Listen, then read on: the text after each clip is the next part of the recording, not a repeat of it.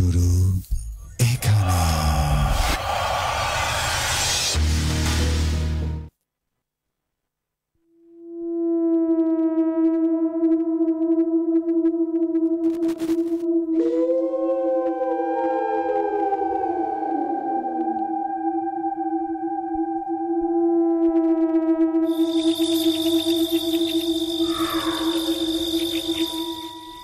কাছে দূরে যে যেখানে থেকে শুনছেন এই মুহূর্তে রেডিও সারাবেলা ৯৮.৮ FM। আমি রাতুল আছি আপনাদের সাথে। আমার সাথে রয়েছে আজকের অতিথিরা। আপনারা যারা শুনছিলেন ভূতবেলা এবং অপেক্ষা করছিলেন যে কখন ভূতবেলা শুরু হবে, অপেক্ষার অবসান ঘটিয়ে আমি ভূতবেলার আরও একটি নতুন এপিসোড নিয়ে হাজির হয়ে গেলাম। তো এই মুহূর্তে রেডিও সারাবেলা ৯৮.৮ FM চলছে ভৌতিক ঘটনা অবলম্বনে অনুষ্ঠান ভূতবেলা। আমরা ঠিক রাত ১১টা পর্যন্ত আপনাদের মাঝে আছি। তো প্রতি সপ্তাহের মতো আজকেও চমৎকার কিছু ভৌতিক ঘটনা এবং ভৌতিক অভিজ্ঞতা নিয়ে আমরা হাজির হয়েছি। তো আমার বিশ্বাস যে আজকের ঘটনাগুলো আপনাদের হৃদয় ছুঁয়ে যাবে এবং ওকে ফাইন। তো এই মুহূর্তে আমি নিয়মকানুনগুলোতে চলে যেতে চাই। আমাদের সাথে অতিথিরা আছেন, আমরা তাদের ঘটনায় যাবার আগে আপনাদের কাছে কিছু তথ্য জানিয়ে দিতে চাই। সেটি হলো আপনারা কীভাবে আমাদেরকে আপনাদের ঘটনাগুলো জানাবেন। আমাদেরকে যদি মেইল করতে চান, আপনার ঘটনা যদি আমি পড়ে শোনাই, সেক্ষেত্রে ভূত.সারাবেলা@gmail.com এই মেইল অ্যাড্রেসে লিখে পাঠিয়ে দিতে পারেন। এবং যদি আপনি চান আপনার ঘটনা আপনি সরাসরি স্টুডিওতে এসে শেয়ার করতে, সেক্ষেত্রে আমাদেরকে ফোন করতে পারেন এই নাম্বারে 01713484465। আর আরেকটা বিষয়ে, যারা এই মুহূর্তে আমাদেরকে আপনাদের মতামতগুলো জানাতে চান যে কে কোথা থেকে শুনছেন, সেক্ষেত্রে আমাদের ফেসবুক পেজ রয়েছে। ফেসবুক পেজে আমরা লাইভ করছি রেডিও সারাবেলার। তো সেখান থেকে আপনারা লাইভের কমেন্ট বক্সে আপনাদের মতামতগুলো জানাতে পারেন যে আপনাদের কাছে ভৌতিক ঘটনা আছে এবং আপনি কোন ঘটনা আপনার কাছে কেমন লাগছে সে বিষয়গুলো জানাতে পারেন। আর যদি কোনো বিষয়ে আচ্ছা ফাইন। তো আমি আসলে আর কথা বাড়াতে চাই না, অনেক কথা হারিয়ে যাচ্ছে, অনেক কথা গুলিয়ে যাচ্ছে। তবে আমার হাতে যে ছোট্ট একটা মেইল রয়েছে সেই মেইলটিতে চলে যেতে চাই। তো দেখতে পাচ্ছি অনেকে যুক্ত হচ্ছেন ফেসবুকে, আমি তাদের কথাবার্তাগুলোতে যেতে চাচ্ছি না এই মুহূর্তে। তো আমার হাতে যে ছোট্ট মেইলটি রয়েছে সেটিতে যাব এবং আমি বলে দিতে চাই আপনাদেরকে যে আজকে আমাদের স্টুডিওতে অনেক স্পেশাল কিছু মানুষ আছেন, তাদের থেকে ঘটনা শুনবো এবং যে মেইলগুলো রয়েছে আমার বিশ্বাস যে সেই মেইলগুলো আপনাদের হৃদয় দাগ কেটে থাকবে।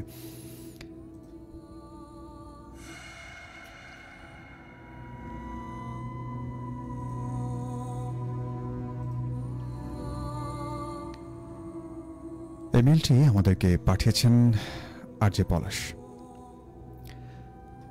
গত সপ্তাহে একটি অগোছালো মেইল পাঠিয়েছিলাম, তাই আজকে সেটি গুছিয়ে লিখলাম এবং এই ঘটনাটি আমার নিজের সাথে ঘটে যাওয়া একটি ঘটনা।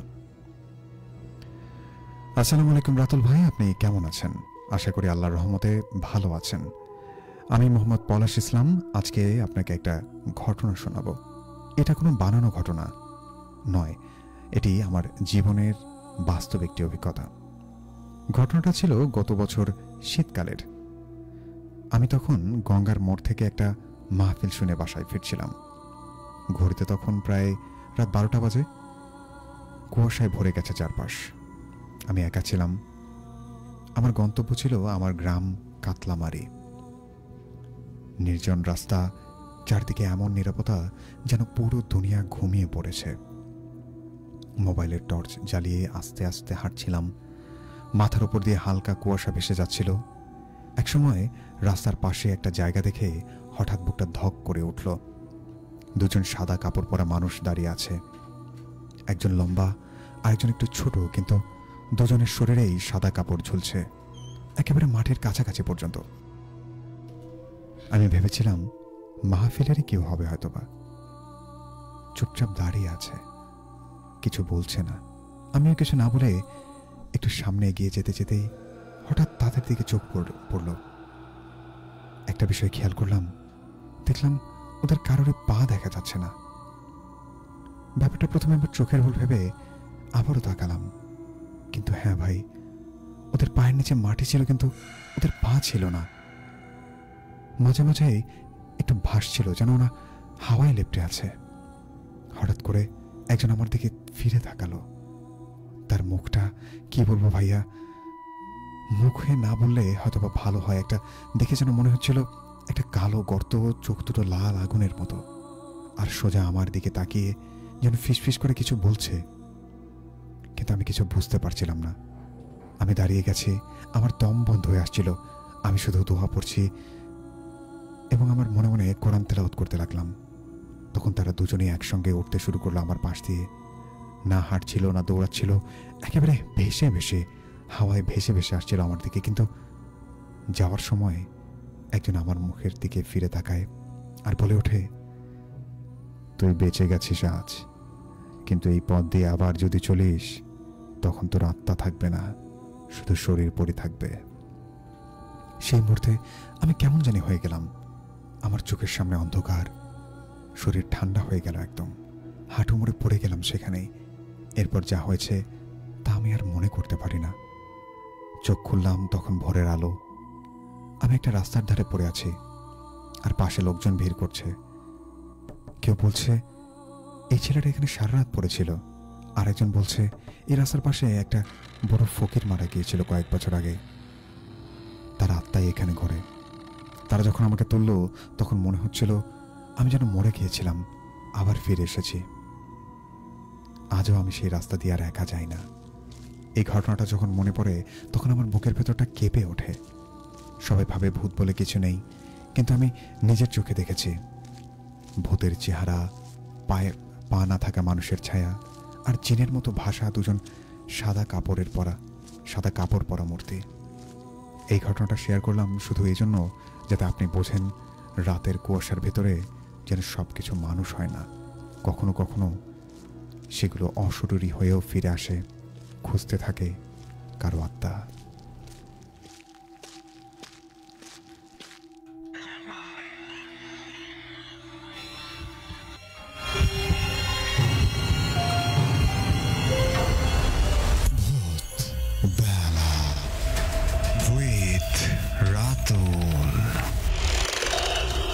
ভয়ের শুরু এখানে।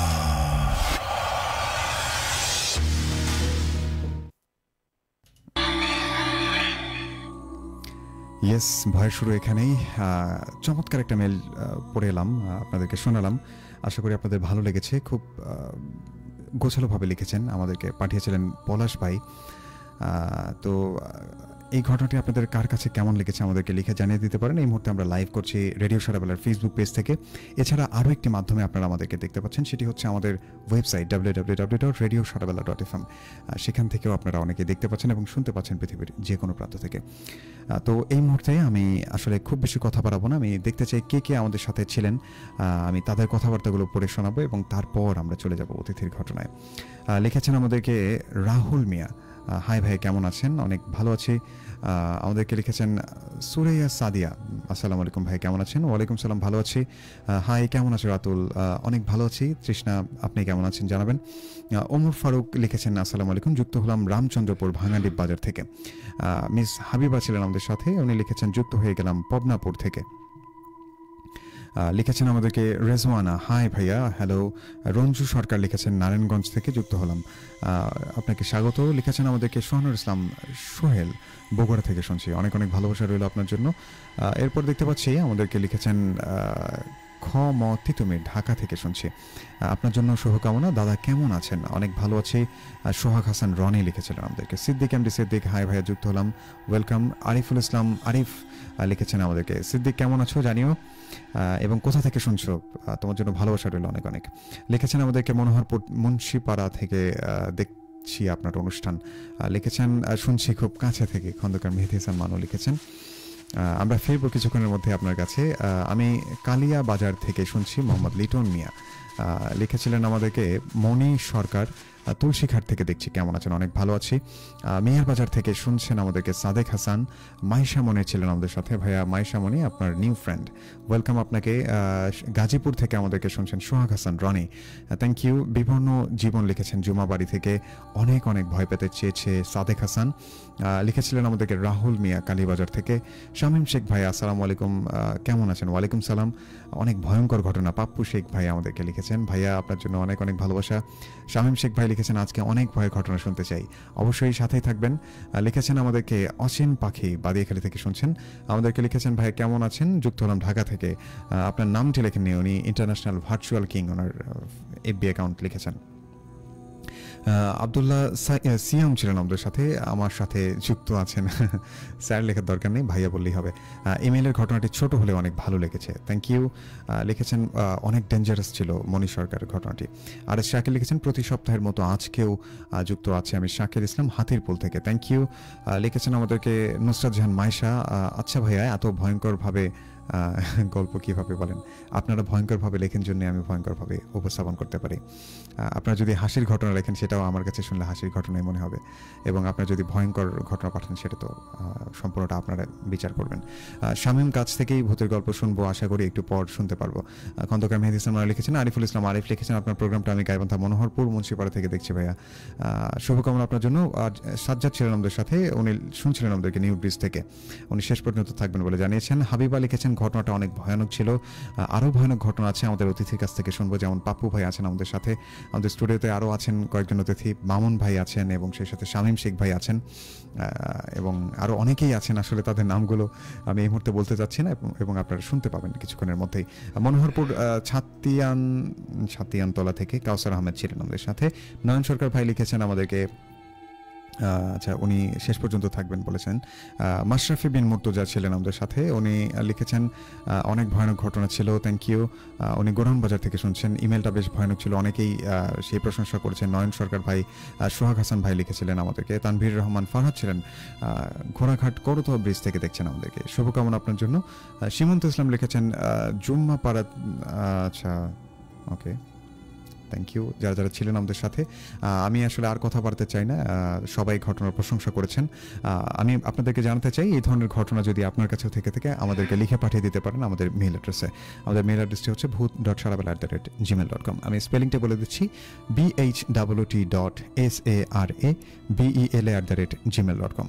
তো ঘটনা লেখার ক্ষেত্রে অবশ্যই শুরুতে আপনার নাম ঠিকানা লিখবেন, এরপর ঘটনাটি কার সঙ্গে ঘটেছে, কতদিন আগে ঘটেছে এবং কোথায় ঘটেছে এই সব কিছু বর্ণনা দিয়ে লিখে পাঠিয়ে দেবেন। আর যারা সরাসরি স্টুডিওতে এসে ঘটনা শেয়ার করতে চান সেক্ষেত্রে আমাদেরকে ফোন করে জানিয়ে দিতে পারেন এই নাম্বারে 01713484465। তো আর কথা বলতে চাই না, আমাদের স্টুডিওতে পাপ্পু ভাই আছেন, পাপ্পু ভাইয়ের কাছে চলে যেতে চাই। ভাই আসসালামু আলাইকুম। ওয়ালাইকুম আসসালাম। কেমন আছেন? এই তো ভাই আলহামদুলিল্লাহ অনেক ভালো আছি, আপনি কেমন আছেন? জি আমিও আছি আলহামদুলিল্লাহ ভালো। তো পাপ্পু ভাই, আজকে প্রথম ঘটনাটি আপনার কাছে কেমন লেগেছে? আজকের প্রথম ইমেলটা অনেক ছোট ছিল যদিও, কিন্তু অনেক ভয়ঙ্কর ছিল, আর বরাবর আপনার বলার ধরনটা আরো বেশি ভয়ঙ্কর তোলে গল্পগুলো, ঘটনাগুলো। মনে হয় যেন যে ঘটনাটা শুনছি এখন সেটা সামনে থেকে একদম প্রত্যক্ষ করছি নিজে।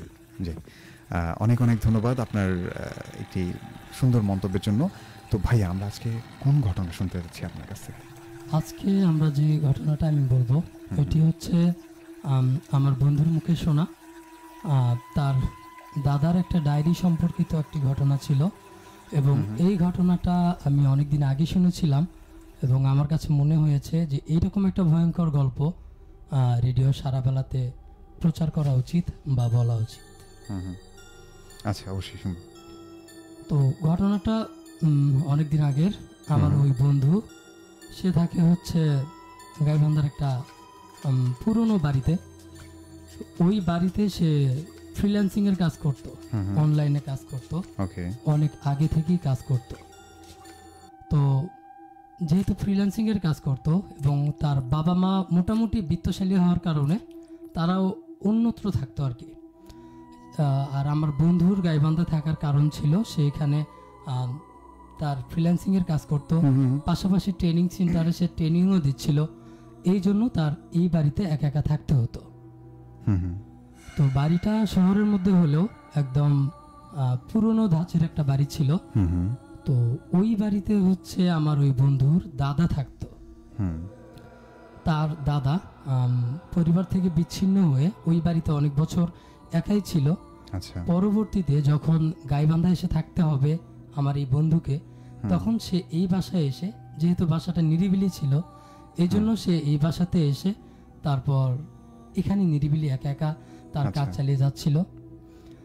যেহেতু ফ্রিল্যান্সিং এ যারা কাজ করে এদের কাজগুলো রাতে হয় এবং অনেক সময় দিনেও হয়, কিন্তু নিরিবিলি একটা পরিবেশ লাগে। তো এখানে কাজ করতে করতে মানে এই বাড়িতে শিফট করার পর প্রায় 1-2 মাস সে অনেক ভালোভাবেই কাটায়।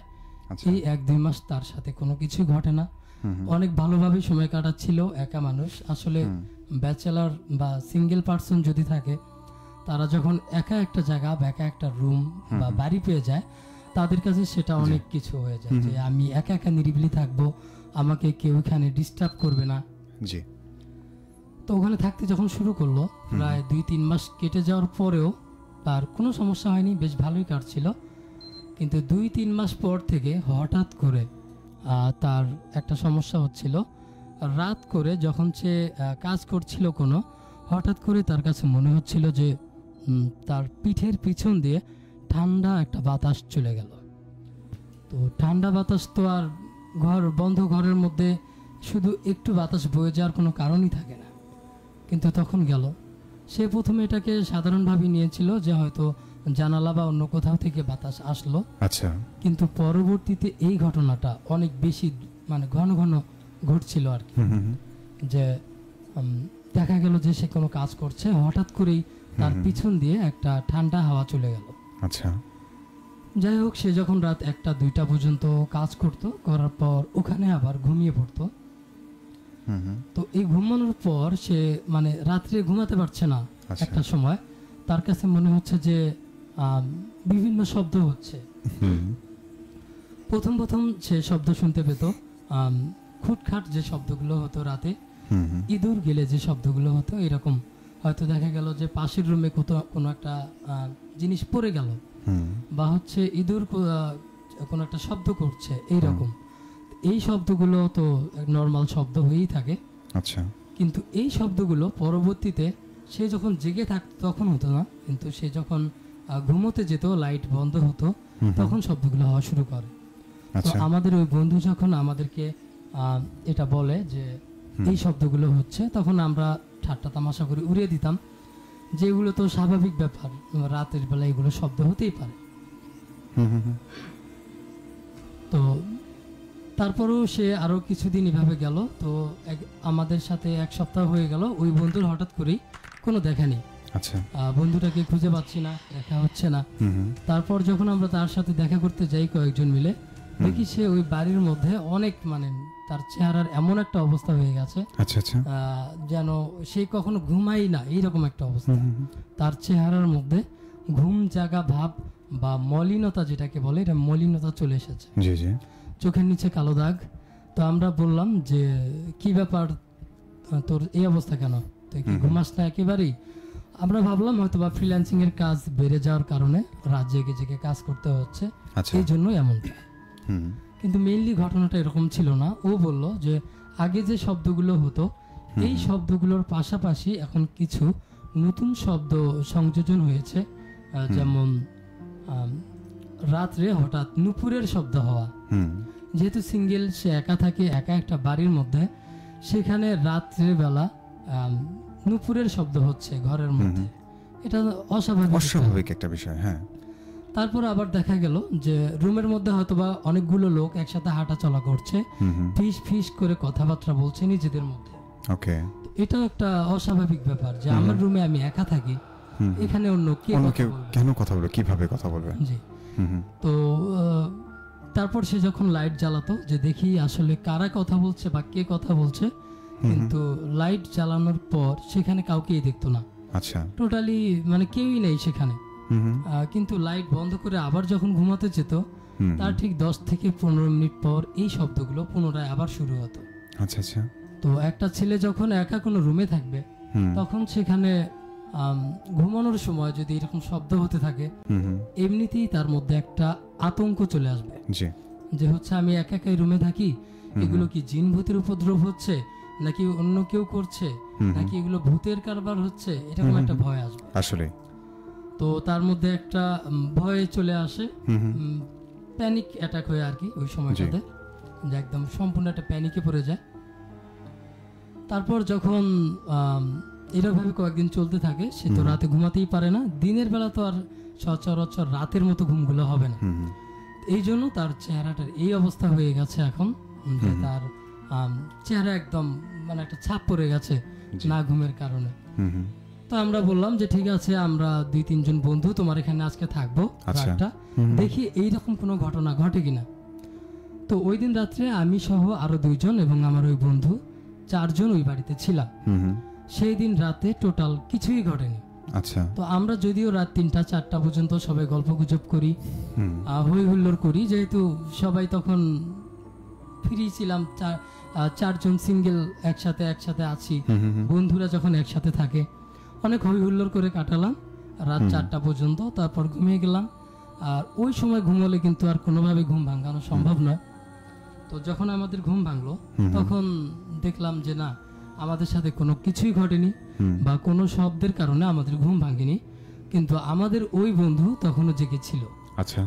তো আমরা ওকে বললাম যে ব্যাপার কি, আমরা তো ঠিকই ঘুমালাম, আমাদের কোনো সমস্যা হয়নি, তাহলে তুই কেন জেগে আছিস?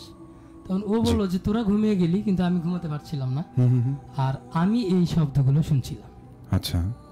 তো আমাদের মধ্যে যেহেতু ভয় ছিল না, আর আমাদের ঘুম এতটাই গভীর হয়েছিল, ভয় না থাকার কারণে আমরা ভেবেছিলাম এগুলো হয়তো বা কোনো মানে ওর মনের ভুল, যেহেতু একা সে এক বাড়িতে থাকে। আচ্ছা। সেই জন্য আমাদের উপর এটা এতটা ইফেক্ট পড়েনি, কিন্তু ওর উপর পড়েছিল, কারণ ও তো ভয় পাচ্ছিল। আমরা সবাই ঘুমিয়ে যাওয়ার পরেও ও যখন ঘুমানোর চেষ্টা করছিল তখন এই শব্দগুলো শুনতে পাচ্ছিল। আচ্ছা। তারপর আমাদের সাথে ওর প্রায় অনেকদিন আর কোনো দেখা হয়নি। তারপর হঠাৎ আবারও একদিন দেখা হলো, কিন্তু এবার যখন ওর সাথে দেখা হলো রাতুল ভাই, ওর চেহারাটা দেখে আমরা মানে টোটালি ভয় পেয়ে গেলাম। আচ্ছা, কিরকম? যে একটা 20-22 বছর এইরকম বয়সের একটা ছেলে, বা তারও কম 19-20 বছরের একটা ছেলে, তার চেহারার মধ্যে অলরেডি একটা বয়স্কর ভাব চলে এসেছে। দেখে মনে হচ্ছে তার বয়স 35-40 এরকম হয়ে যাবে। তার চোখের নিচে একদম কালো দাগ, তার চুল উস্কো খুস্কো, দেখে মনে হচ্ছিল যে 2-3 মাস হলো সে টোটাল চুল কাটে না, দাড়ি কাটে না, এরকম একটা ভাব চলে আসছে। আচ্ছা আচ্ছা। তো আমরাই হচ্ছে খবর নেওয়ার জন্য যখন ওখানে যাই, গিয়ে দেখি, তারপর আমরা ওকে বলি যে ব্যাপার কি, তোর এরকম অবস্থা কেন? তো ও বলে যে আমার অবস্থা আসলেই খারাপ, কিন্তু যা হবার তা তো হয়ে গেছে। আমরা বললাম যে কি হয়ে গেছে? তো ওর মেন্টালিটি তখন অতটা ভালো ছিল না, যেহেতু একলা একটা ছেলে একা বাড়িতে, এইভাবে অনেক দিন একটা এরকম কি বলে প্যারানর্মাল এরকম একটা ঘটনার সাথে সে মিশে গেছে, এরকম ঘটনা ঘটে গেছে। তখন এরকম মানুষের মানে মানসিক যে ব্যাপারটা থাকে, মানসিকভাবে সে অসুস্থ হয়ে পড়বে। তারপর সে বললো যে যা হওয়ার তা হয়ে গেছে এবং যা ঘটার তাও ঘটে গেছে, আর কোনো সমস্যা নেই, আশা করা যায় এখন আর কোনো কিছু হবে না। তো আমরা ওকে বললাম যে তোর সাথে কি হয়েছিল, এই ঘটনাটা আমাদেরকে বল, আর তোর চেহারা এমন হলো কিভাবে, এর পিছনের ঘটনাটা আমরা শুনতে চাই। তারপর ও যে ঘটনাটা বললো আমাদেরকে, এটা একদম অবিশ্বাস্য একটা ঘটনা রাতুল ভাই। আচ্ছা। ওর বলার ধরনটা অনেক ভয়ঙ্কর ছিল, কারণ ও যতবার বলছিল ততবার ওর শরীরে গুজবাম্প হচ্ছিল, শরীরে লোম দাঁড়িয়ে যাচ্ছিল। ওর ঘটনাটা ছিল এরকম, ও হচ্ছে যখন এরকম শব্দগুলো শুনতে পাচ্ছিল, বিভিন্ন মেয়ের শব্দ মানে নুপুরের শব্দ, তারপর হচ্ছে রাতে ঘুমানোর আগে যে ফিস ফিস শব্দগুলো, মনে হচ্ছিল ঘরের মধ্যে কয়েকজন কথা বলছে। তারপর এরকম ঘটনাগুলো ঘটতে ঘটতে একদিন যখন সে শুয়ে পড়ে, তখন হঠাৎ করে সে দেখতে পায় যে তার দরজা খুলে তার দিকে একটা অবয়ব, মানে ছায়ার মতো একটা অবয়ব তার দিকে আসছে। কিন্তু তার এটাও খেয়াল আছে যে সে প্রতি রাতে ঘুমানোর আগে একদম দরজা জানালা সব ভালো করে বন্ধ করে ঘুমায়। আচ্ছা। তো দরজা যেহেতু বন্ধ ছিল, এই সময় কেউ কিভাবে তার রুমে ঢুকবে আসলে? তো অবয়বটার দিকে সে তাকিয়েছিল, যে অবয়বটা তার দিকে আস্তে আস্তে আসছে। সে প্রথমে একটু নড়াচড়ার চেষ্টা করে যে উঠে দাঁড়াবে, লাইট জ্বেলে দেখবে যেটা আসলে কি, কিন্তু সে কোনো ধরনের নড়াচড়াই করতে পারছিল না। তারপর যখন সে চিৎকার করতে চায় যে তুমি কে এখানে, তুমি কেন এসেছো, কিন্তু সে চিৎকারও করতে পারে না, কারণ তার গলা দিয়ে কোনো শব্দই আসছিল না তখন। আচ্ছা। তারপর সে অনেক আতঙ্কিত হয়ে যায়, কোনো রকম সারা শব্দ করতে পারছে না এবং নড়াচড়াও করতে পারছে না। তখন ভয় পাওয়ার পর সে ওখানে যখন চেষ্টা করে যে অবয়বটা কে আসলে দেখার জন্য, তখন ওই অবয়বটা একদম তার কাছে চলে আসে। আচ্ছা আচ্ছা, মুহূর্তের মধ্যে। হ্যাঁ, একদম মুহূর্তের মধ্যে তার কাছে চলে আসে এবং সে তো নড়াচড়া করতে পারছে না, চোখ মেলে তাকিয়ে আছে। আর ওই অবয়বটা তখন তার মুখোমুখি একদম তার খোলা চোখের কাছে তার নিজের মুখটা নিয়ে আসে, নিয়ে এসে ওই ছেলেটার মানে আমার বন্ধুটার চোখের দিকে তাকিয়ে থাকে। আচ্ছা, লাল টকটকে একটা চোখ, একদম জ্বলছে, দাউ দাউ করছে। শুধু বোঝা যাচ্ছে যে এটি দুটো চোখ তার দিকে তাকিয়ে আছে, যেহেতু অন্ধকার রুম, লাইট জ্বালানো ছিল না, এবং দুটো চোখ শুধু বোঝা যাচ্ছিল তার দিকে তাকিয়ে আছে। এবং এটি একটা মেয়ে মূর্তি, আচ্ছা, একটি মেয়ের চেহারা তার দিকে তাকিয়ে আছে। তো অন্ধকার রুমে যদি আমরা থাকি এবং ওই সময় যদি কোনো একটা ভয়ঙ্কর মেয়ে অবয়ব, চোখ দুটো দাউ দাউ করে জ্বলছে, আমি নড়াচড়া করতে পারছি না, ওই সময় যদি আমার চোখের সামনাসামনি, মুখের একদম সামনাসামনি চলে আসে, তাহলে তার অবস্থাটা কেমন হবে? আচ্ছা, তো ওই অবস্থাতে আমার বন্ধু অনেক ভয় পেয়ে যায় এবং সঙ্গে সঙ্গে সেখানে আর কি সেন্সলেস হয়ে যায়, তার কোনো মানে জ্ঞান থাকে না। আচ্ছা আচ্ছা, তো ওই রাতটা তো ওইভাবেই কেটে যায়, সে অনেক ভয় পেয়ে যায়। সে ভাবে যে এটা এখন বাড়িতে জানানো দরকার, যেহেতু ঘটনাটা এইভাবে ঘটলো। কিন্তু সে বাড়িতে জানাতে পারে না। কোনো একটার আকর্ষণ, কোনো একটা অদৃশ্য আকর্ষণ তাকে আকর্ষিত করে রাখে। আচ্ছা আচ্ছা, তার কাছে মনে হয় যে না, এটার আসলে শেষ দেখা দরকার, আমি বাড়িতে এখনই জানাবো না, আমি জানতে চাই যে এই জিনিসটা আসলে কি। তার মধ্যে একটা সাহস চলে আসে, যেহেতু অনেকদিন হলো সে এই জিনিসগুলো দেখছিল, এই জিনিসগুলো তার সাথে ঘটছে, অলরেডি তার মধ্যে একটা মানে সাহস চলে আসছে, আচ্ছা, যে আসলে আমি দেখবো যে এই ঘটনাটা কেন ঘটছে বা কে ঘটাচ্ছে। তারপর সে যখন পরের রাতের জন্য অপেক্ষা করে, যে আজ রাতে আমি দেখবো, যেহেতু ওর ঘুম হচ্ছেই না, কিন্তু সেই রাতেও তেমন কিছুই ঘটে না। আচ্ছা, শুধুমাত্র একটা ঠান্ডা হাওয়া রুমের মধ্যে তার গায়ে স্পর্শ করে এবং ঘরের লাইট বন্ধ করার পর তারপর তার সাথে ওই শব্দ হওয়ার শব্দগুলো ঘটে। তো এরপর যখন দেখলো 2 রাত পেরিয়ে গেল, তার সাথে টোটাল কিছুই ঘটেনি, তখন সে ভাবে যে এগুলো হয়তো আর কিছু হবে না। কিন্তু তার ঘুমটা তো অলরেডি চলে গেছে চোখ থেকে, ইচ্ছা করলেও আর ঘুমাতে পারছে না। তখন ও কি করে, পাশের রুমে তো ওর দাদার রুম ছিল, ওই দাদার রুমে গিয়ে ওর দাদার যে পুরনো বই আছে, খাতা, ডায়েরি, এগুলো দেখতে থাকে যে বই পড়ে রাতটাকে কাটিয়ে দিব, বা কোনো দাদার পুরনো কোনো স্মৃতি থাকলে, ডায়েরি থাকলে যদি লেখা থাকে, এগুলো পড়ে আমি কাটিয়ে দিব। তো ওগুলো খুঁজতে খুঁজতে একটা সে পুরনো সিন্দুক খুঁজে পায়, আগের কালের যে সিন্দুকগুলো ছিল। এই সিন্দুকটা যখন সে বের করে, দেখে যে একদম ময়লার আস্তরণ জমা, সিন্ধুকে কোনো তালাও লাগানো ছিল না, যেহেতু ওর দাদার নিজের বাসা ছিল এটা। তারপর সে যখন ওই তালাটা যখন খুলে ফেলে, মানে সিন্ধুকের ঢাকনাটা যখন খুলে ফেলে, তখন সে দেখতে পায় যে ভিতরে কিছু পুঁথি টাইপের যে বইগুলো থাকে, মানে পুরনো ঐতিহাসিক যে বইগুলো, এই বই আছে, এবং তার মধ্যে একটা ডায়েরি রয়েছে। ডায়েরিটা অনেক পুরনো এবং অনেক মোটা, ভারী একটা ডায়েরি। আচ্ছা, তো সে ভাবে হয়তোবা তার দাদা, তার সাথে ঘটা অনেক কাহিনী, তার জীবন বৃত্তান্ত, অনেক কিছু হয়তোবা ডায়েরিতে লিখে রেখেছে। আচ্ছা, তো সেজন্য সে ডায়েরিটাই রুমে নিয়ে আসে, ডায়েরিটা পড়তে শুরু করে। তো ওই ডায়েরিটা যখন সে পড়া শুরু করে, ওই ডায়েরির প্রথম পৃষ্ঠা উল্টানোতেই সে তার চোখে পড়ে যে এই ডায়েরিটা সম্পূর্ণ নিজ দায়িত্বে পড়বেন। তার দাদা হয়তো জানতো যে এক সময় গিয়ে এই ডায়েরিটা কারো হাতে পড়বে, তো সেখানে লেখা ছিল এই ডায়েরিটা যে পড়বেন সম্পূর্ণ নিজ দায়িত্বে পড়বেন, এবং পড়ার পর কোনোভাবে ক্ষতিগ্রস্ত হলে আমি বা কেউ দায়ী থাকবে না। তারপর যখন সে ডায়েরিটা পড়া শুরু করলো, মোটামুটি প্রথম দিকে তার দাদার বিভিন্ন চর্চা ছিল আর কি, যেমন পিশাচ সাধনা, তারপর ভূত প্রেত, এগুলো নিয়ে তার দাদার এক ধরনের সাধনা ছিল, এবং এই কারণেই ওর দাদা এরকম একা একটা বাড়িতে এসে থাকতো।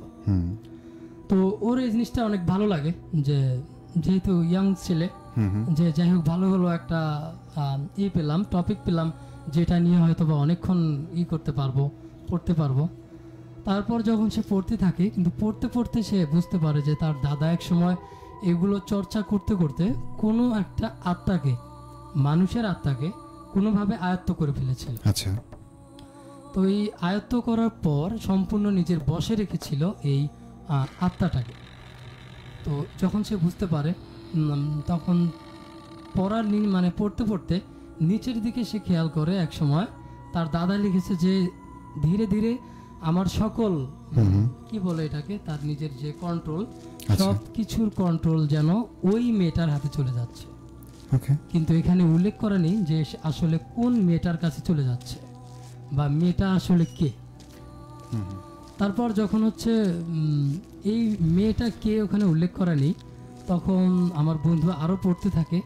তখন সে বুঝতে পারে যে এখানে সম্ভবত ওই মেয়ে বলতে যে আত্মাটার কথা সে লিখেছিল তার দাদা, যে সে একটা আত্মাকে তার নিজের আয়ত্তে এনেছে, সেই আত্মাটাকেই বোঝাচ্ছে যে তার যত কন্ট্রোল, তার যত কিছু, সব কিছুই ওই মেয়েটার আয়ত্তে চলে যাচ্ছে। মানে এমনকি কিছু লিখতে গেলেও ওই মেয়েটাই কন্ট্রোল করছে এবং এই লেখাগুলো ওই মেয়েটাই লেখাচ্ছে। তারপর এক সময় ওখানে লেখা, একদম নিচের দিকে লেখা যে এই লেখাটা আমি লিখছি না, এই মেয়েটাই আমাকে দিয়ে লেখাচ্ছে। তো ওই আত্মাটা সম্ভবত ওইটা লিখেছিল, ওখানে লেখা ছিল মানে শেষের দিকে যে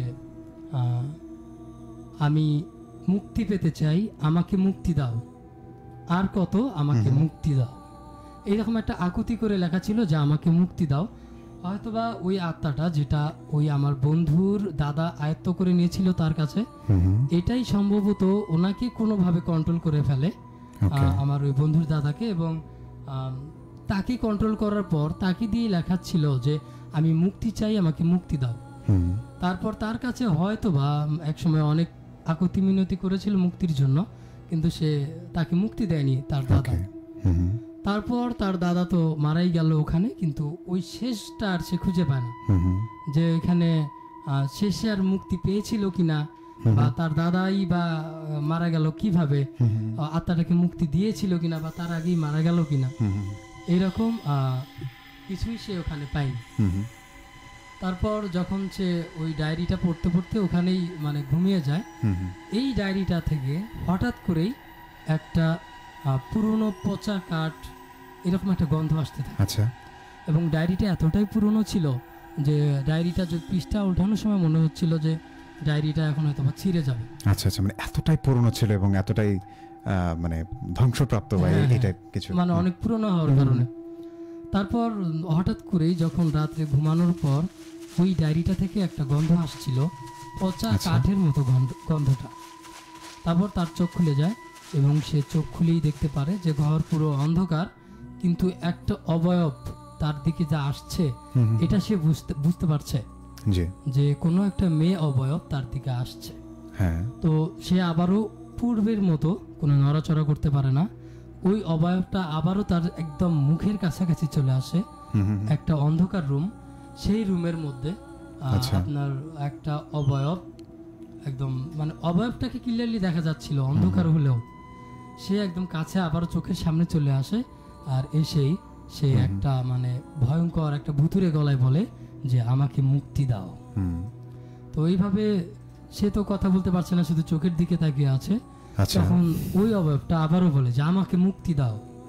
তো এইভাবে যখন দেখছে ছেলেটা কথা বলছে না, ওই অবয়বটা তখন চিৎকার করতে থাকে যে আমাকে মুক্তি দাও, আমাকে মুক্তি দাও, আমি আর পারছি না, আমাকে মুক্তি দাও। আচ্ছা। তখন ছেলেটার ওই মুহূর্তে মানে খুব ভয় পেয়ে যায় যে আমি তোকে কিভাবে মুক্তি দিব, বা আমি তো তাকে কিছু করিনি। তখন এই ছেলেটা হচ্ছে অনেক কষ্টে নিজের মধ্যে একটু বলার চেষ্টা করে যে আমি তোমাকে কিভাবে মুক্তি দেব, আমি তো তোমাকে কিছু করিনি।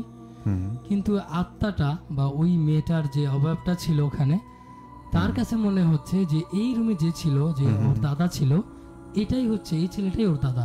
আচ্ছা। সে বলছে না তুই আমাকে বন্দি করেছিস, তুই আমাকে মুক্তি দিবি, এরকম বলছে। তো ওই সময় পাশের যে বড় আয়না ছিল, ওই আয়নার মধ্যে আমার বন্ধুর চোখ যায় এবং সে দেখতে পায় ওখানে একটা মেয়ে অবয়ব একদম ক্লিয়ারলি দেখা যাচ্ছে। সামনাসামনি যদিও একটা ভয়ঙ্কর চেহারা দেখা যাচ্ছে, কিন্তু ওই আয়নার মধ্যে একদম ক্লিয়ারলি একটা 18-19 বছরের একটা মেয়ের একটা ফেস দেখা যাচ্ছে একদম ক্লিয়ারলি। তো ও হচ্ছে একটা সময় এইভাবে চাইতে চাইতে, মুক্তি চাইতে চাইতে একদম হিংস্র হয়ে ওঠে, একদম তার চেহারা বদলে যায়, হিংস্র একটা চেহারা হয়ে ওঠে এবং আমার বন্ধুর এই অন্ধকার রুমে একা বন্ধুর গলা টিপে ধরে, বলে বল তুই আমাকে মুক্তি দিবি কিনা। তখন সে অনেক কষ্টে বলে আমি যে তোমাকে আমি কিভাবে মুক্তি দেব। সাথে সাথে ওই মেয়েটা বলে যে হলো আমার এই তোর এই ডায়েরিটা ছিঁড়ে ফেল। তো আমার বন্ধু কিছু না বুঝেই এই যে ডায়েরিটা ছিল এমনিতেই পুরনো ছিল, অনেক মানে অনেক অবস্থা খারাপ ডায়েরিটার। সে তৎক্ষণাৎ ডায়েরিটাকে ছিঁড়ে ফেলে এবং দেখা যায় ওই মেয়েটা তার গলা টিপে ধরা অবস্থায় বলছে যে শান্তি পেলাম, শান্তি পেলাম। আচ্ছা আচ্ছা। তারপর আমার বন্ধুর গলা আস্তে আস্তে মেয়েটা ছেড়ে দেয় এবং আমার বন্ধু ওখানেই একদম জ্ঞান হারিয়ে ফেলে। পরে যখন সকালে তার জ্ঞান ফেরে তখন সে দেখতে পায় যে তার পাশে যে ডায়েরিটা সে ছিঁড়ে ফেলেছিল এই ডায়েরিটা আর তখন সেখানে নেই। আচ্ছা, অদৃশ্য হয়ে গেছে। হ্যাঁ, ডায়েরিটা নেই ওখানে। এবং রুমের মধ্যে যে মেয়েটা ঢুকেছিল যে অবয়বটা, ওখানেও হচ্ছে রুম বন্ধ এবং আশেপাশের সবকিছু একদম স্বাভাবিক, দেখে বোঝার কোনো উপায় নেই যেখানে কোনো কিছু ঘটেছিল। আচ্ছা আচ্ছা। তো ওই ঘটনা ঘটার পর 2 দিন পর হচ্ছে আবার আমরা ওখানে গেছি, গিয়ে তারপর ওকে বলছি যে আসলে তোর সাথে কি ঘটেছে, তোর চেহারা এমন কেন। তখন ওই বন্ধু আমাদেরকে এই ঘটনাটা বলে যে যা হবার হয়ে গেছে এবং এটা সমাধানও হয়ে গেছে, এটা হচ্ছে আর কখনো হবে না। তার মানে ঘটনাটা মূলত এরকম ছিল যে ওই বন্ধুর দাদা কোনোভাবে এই মেয়েটাকে অথবা বন্দি করে রেখেছিল এই আত্মাটাকে। এবং এটা কার আত্মা ছিল, কিভাবে এসেছিল বা কিভাবে ওর দাদা এই আত্মাটাকে পেলো এটা আমরা জানি না। তবে তারপর ওর দাদা হয়তোবা ওই মেয়েটাকে মুক্তি দেওয়ার আগেই ওর দাদা মারা যায়, যে কারণে অনেক বছর ওর দাদা এই আত্মাটা হয়তো বন্দি ছিল। তো তারপর তো এই ঘটনা ঘটার পর ওই ডায়েরিটা ছেড়ার পর আমার বন্ধুর সাথে এই ঘটনাগুলো আমাদের সাথে যখন শেয়ার করলো, পরবর্তীতে আমরা যখন ওকে বলি ও একদম স্বাভাবিক, এইরকম ঘটনা ওর সাথে আর কখনোই ঘটেনি। তো এই ছিল রাতুল ভাই বন্ধুর মুখে শোনা ঘটনাটি। পাপ্পু ভাই, আপনাকে অনেক অনেক ধন্যবাদ। আমি এতক্ষণ আপনার ঘটনাটি মনোযোগ দিয়ে শুনছিলাম এবং আপনি এত চমৎকারভাবে ঘটনাগুলো বর্ণনা করেন, আসলে পুরো ঘটনার আত্মস্থ হয়ে যায়, কোথায় কখন কি হয়েছে নিজেকে সেই জায়গায় উপস্থিত মনে হয়। তো যাই হোক পাপ্পু ভাই, আপনাকে অনেক অনেক ধন্যবাদ এত চমৎকার একটি ঘটনা আমাদের সাথে শেয়ার করার জন্য। তো এই মুহূর্তে আমি আসলে কথা বাড়তে চাই না, দেখতে চাই কারা কারা আমাদের সাথে আছেন এবং শ্রোতারা কে কীরকম এই ঘটনাটি কে কীভাবে নিলেন সেই বিষয়টি আমরা একটু পড়ে ফেলতে চাই। দেখছি আমাদেরকে সাজ্জাদ লিখেছিলেন ভোরবেলা the fear returns with Ratul, thank you. Mehedi লিখেছিলেন ভাইয়া কেমন আছেন, অনেকদিন পর অনুষ্ঠান শুনতে এলাম। লিখেছিলেন আমাদেরকে হৃদয়, উনি আমাদেরকে শুনছিলেন। দাদা একটু আচ্ছা আচ্ছা ওকে। সোহাগ হাসান রনি ছিলেন আমাদের সাথে, চমৎকার মেইলটির কথা বলেছিলেন, ঘটনাগুলো অনেক ভালো লাগছে। আব্দুল্লাহ সিয়াম লিখেছেন ঘটনা শুনছি, আরও ভয়ঙ্কর গল্প শুনতে চাই, লিখেছেন মনি সরকার। ইফা লিখেছিলেন আমাদেরকে তুলসীঘাট থেকে, তুলসীঘাটের একটা ঘটনা আছে, আমি কিছুক্ষণের মধ্যে সেটি পড়ে শোনাবো। আব্দুল্লাহ সিয়াম ছিলেন রংপুর থেকে, আমাদেরকে দেখছিলেন, লিখেছিলেন আমাদেরকে মেহেদি হাসান ভাইয়া হাসপাতাল বালুয়া সালামের মোড় থেকে 4 জন মিলে লুডো খেলছে এবং প্রোগ্রামটা ভালো হচ্ছে, থ্যাংক ইউ। লিখেছেন আমাদেরকে সাজ্জাদ আতিক, উনি লিখেছেন গাইবান্ধা সরকারি কলেজ মাঠ থেকে শুনছেন, অনেক অনেক ভালোবাসা রইল আপনার জন্য। সাদেক হাসান লিখেছেন শেষ অবধি থাকবেন, লিখেছেন হারুরা জিন আমাদেরকে চলে এলাম সবার ঘাড় মটকানোর জন্য। রিশা জামান লিখেছেন আমাদেরকে সঠিবাড়ি থেকে যুক্ত হয়েছেন, লিখেছেন তানিশা তানহা। এ আর আরাফাত হোসেন আকাশ লিখেছিলেন আমাদেরকে গাইবান্ধা পুলবন্তি থেকে, রোজ ছিলেন আমাদের সাথে, হাসিবুর রহমান ছিলেন, হাসানুর আহমেদ নিলয়, ফাহিম ইশরাক ছিলেন আমাদের সাথে, দারিয়াপুর থেকে আমাদেরকে শিহাব হাসান সাগর শুনছিলেন। এরপর দেখতে পাচ্ছি ছায়া সঙ্গী ছিলেন আমাদের সাথে, নুসরাত জাহান মাইশা লিখেছিলেন আমাদেরকে, আজকে প্রথম কমেন্ট করেছেন উনি, আপনার জন্য শুভকামনা, অনেকদিন পর আমাদেরকে শুনছেন।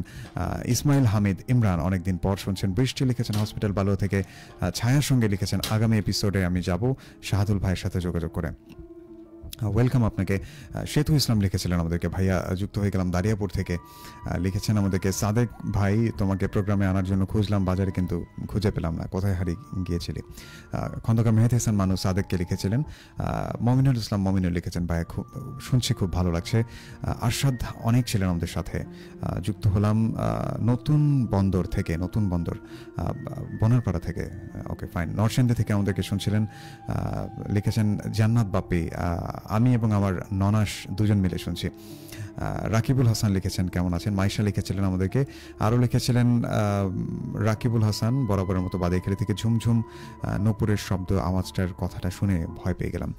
লিখেছিলেন আমাদেরকে খন্দকার মেহেদিসান মানু, আবারও রিগান আহমেদ লিখেছিলেন আমাদেরকে কঞ্চিপাড়া সমিতির বাজার থেকে, ফরিদ লিখেছিলেন, জাকির হোসেন কেমন আছেন লিখেছেন, কমেন্টটা পড়িয়ান লিখেছেন ফরিদ ভাই আবারও লিখেছিলেন লাইভ শেষে ওকে বলবেন আমি মেসেজ করেছিলাম। আচ্ছা, কাকে বলবো, ভূতকে? শামীম শেখ লিখেছেন ভালো লাগছে শুনছি, পদুম শহর স্কুল বাজার থেকে যুক্ত হয়ে গেলাম বরাবরের মতো, সাথে আছে চালিয়ে যাও, কিন্তু একটু দেরিতে হলেও যুক্ত হয়ে গেলাম, মেইলটা শুনতে পারলাম না, যাই হোক ভালো হচ্ছে। লিখেছিলেন আমাদেরকে সাদাফ আল মুতাসিম সামি, আমার ভাগ্নের নাম সাদাফ, আমার বড় বোন কমেন্ট করেছেন, আপু তোমার জন্য অনেক অনেক ভালোবাসা। রিগেন লিখেছিলেন, সোহাগ লিখেছিলেন রংপুর থেকে, নিবিড় লিখেছেন অফিসে থাকার কারণে প্রোগ্রামটা মিস করলাম, মিস করার কোনো কারণ নেই, আপনি আমাদের ফেসবুক থেকে শুনতে পারবেন যে কোনো সময় যে কোনো মুহূর্তে। ভৌতিক আচ্ছা আরিফুল ইসলাম আরিফ ছিলেন আমাদের সাথে। নূর আলম ভাই লিখেছেন আমাদেরকে এইমাত্র যুক্ত হলাম যশোর নাফারন রেল বাজার থেকে। আচ্ছা, থ্যাংক ইউ সো মাচ। আমাদের প্রোগ্রামটি অনেক গ্রুপে এবং বিভিন্ন জায়গায় শেয়ার করেছেন নূর আলম ভাই, আপনার জন্য অনেক অনেক শুভকামনা এবং ভালোবাসা। লিখেছেন আমাদেরকে বিপুল হাসান, উনি বিপুল ইসলাম লিখেছিলেন আমাদেরকে মাইশা মুনি, আপনি প্রত্যেক কথায় কেন আচ্ছা এই কথাটা বলেন সেটা শুনতে আচ্ছা তাই আমি কেন বলি, তাই না? এটা আসলে যারা ঘটনা শেয়ার করে তাদেরকে বোঝায় যে আমিও ঘটনাটা শুনছি এবং মনোযোগ দিয়ে শুনছি। আচ্ছা, লিখেছেন আমাদেরকে সোহাগ মিয়া ভাই কেমন আছেন, তাপসী সরকার। আচ্ছা, আপনি এই কথা বলে তো আমার হাসি পাইয়ে দিলেন, আমি তো আর কথাই বলতে পারবো না। তো যাই হোক, আমি আর কথা বলতে চাই না, আর দু একটা কমেন্ট পড়বে এবং তারপরে চলে যাবো আমার হাতে থাকা একটি ছোট্ট মেইলে, যেটা তুলসীঘাট রিলেটেড, এবং তুলসীঘাট থেকে একজন আপু আমাদেরকে লিখে পাঠিয়েছেন। আমাদেরকে জয়া চৌধুরী লিখেছেন হ্যালো ভাইয়া, আমি গাইবান্ধা ডিভিড কোম্পানি বার থেকে শুনছি। লিখেছেন সালামের মোড় থেকে একজন নিস্তব্ধ শহর, আপনার নাম লিখবেন প্লিজ, যারা ছদ্মনাম ব্যবহার করে ফেসবুক অ্যাকাউন্ট খুলেছেন এবং সেখান থেকে কমেন্ট করছেন। আরেকটা ঘটনা শুনতে চেয়েছেন হারুর রাজিন, সাকিব আল হাসান ছিলেন আমাদের সাথে। রাতুল ভাই ভিডিওটা অনেক ভালো লাগছে, ভিডিও না ঘটনাটা বলবেন। আহসান হাবিব সাগর লিখেছেন গোপালপুর থেকে, নীলের কুঠি থেকে আহসান হাবিব সাগর লিখেছিলেন আমাদেরকে। রামচন্দ্রপুর ধোপাডাঙ্গা থেকে সোহাগ ছিলেন, নিস্তব্ধ শহর আবারও লিখেছেন। এমডি সিদ্দিক ছিলেন আমাদের সাথে, সিয়াম ছিলেন। তারপর সাজ্জাদ লিখছেন ভাই আপনার কণ্ঠে কবিতা আবৃত্তি শুনতে আচ্ছা, কবিতা আবৃত্তি শুনতে হলে তো ভূতবেলায় আসা যাবে না। লিখেছেন আমাদেরকে বগুড়া থেকে সোহনুর ইসলাম সোহেল। যাই হোক, অনেকগুলো কথাবার্তা পড়ে ফেললাম। সর্বশেষ একটা কমেন্ট দেখতে পাচ্ছি, এমডি সিদ্দিক লিখেছেন আমি একা থেকে, তার উপর আবার একা রুমের মধ্যে ঘটনাটি শুনে অনেক অনেক ভয় পাচ্ছি। সঙ্গে থাকবেন। তো এই মুহূর্তে আমি আসলে আর কথা বাড়াবো না, আমার হাতে থাকা আরেকটি মেইল রয়েছে, সেই মেইলটিতে চলে যাব এবং ওটা যেভাবে উনি লিখেছেন আমি ঠিক সেভাবে আপনাদেরকে পড়ে শোনাচ্ছি।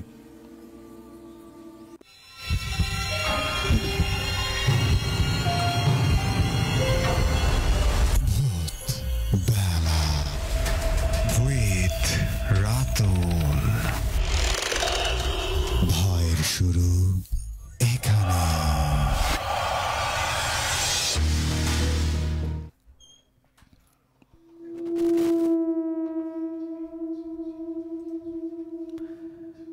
আসসালামু আলাইকুম রাতুল ভাই, আমি রোমানা ইসলাম, বাসা গাইবান্ধা জেলার পলাশবাড়ি থানায়।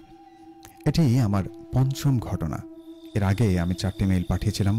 এই 4টি মেইল পড়ে শোনানোর জন্য আপনাকে অসংখ্য অসংখ্য ধন্যবাদ। এখন আমি যে ঘটনাটি বলবো সেটা আমার সাথেই ঘটে যাবে একটি ঘটনা।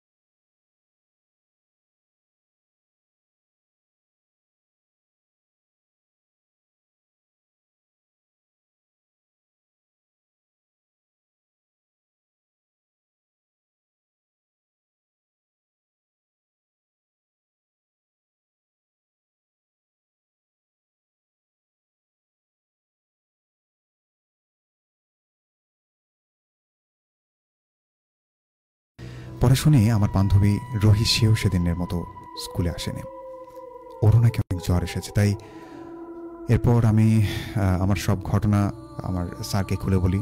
উনি আমাকে সিরাজুল স্যারের কাছে নিয়ে গিয়ে গা ঝেড়ে নিয়ে আসেন। এরপর আমার জ্বর ভালো হয়ে যায়। রাতুল ভাই, এই ছিল আমার ঘটনাটি দর্শকের কাছে পৌঁছে দেওয়ার জন্য আপনাকে অনেক অনেক ধন্যবাদ। ভুল ত্রুটি ক্ষমা সুন্দর দৃষ্টিতে দেখবেন। এরকম আরও অনেক সত্য ঘটনা আছে আমার কাছে, সময় হলে লিখে পাঠাবো। সে পর্যন্ত সবাই ভালো থাকবেন, সুস্থ থাকবেন। আসসালামু আলাইকুম। এরপর উনি ওনার নাম জানিয়েছেন উম্মে রুমানা ইসলাম, তুলসীঘাট, পলাশবাড়ি, গাইবান্ধা।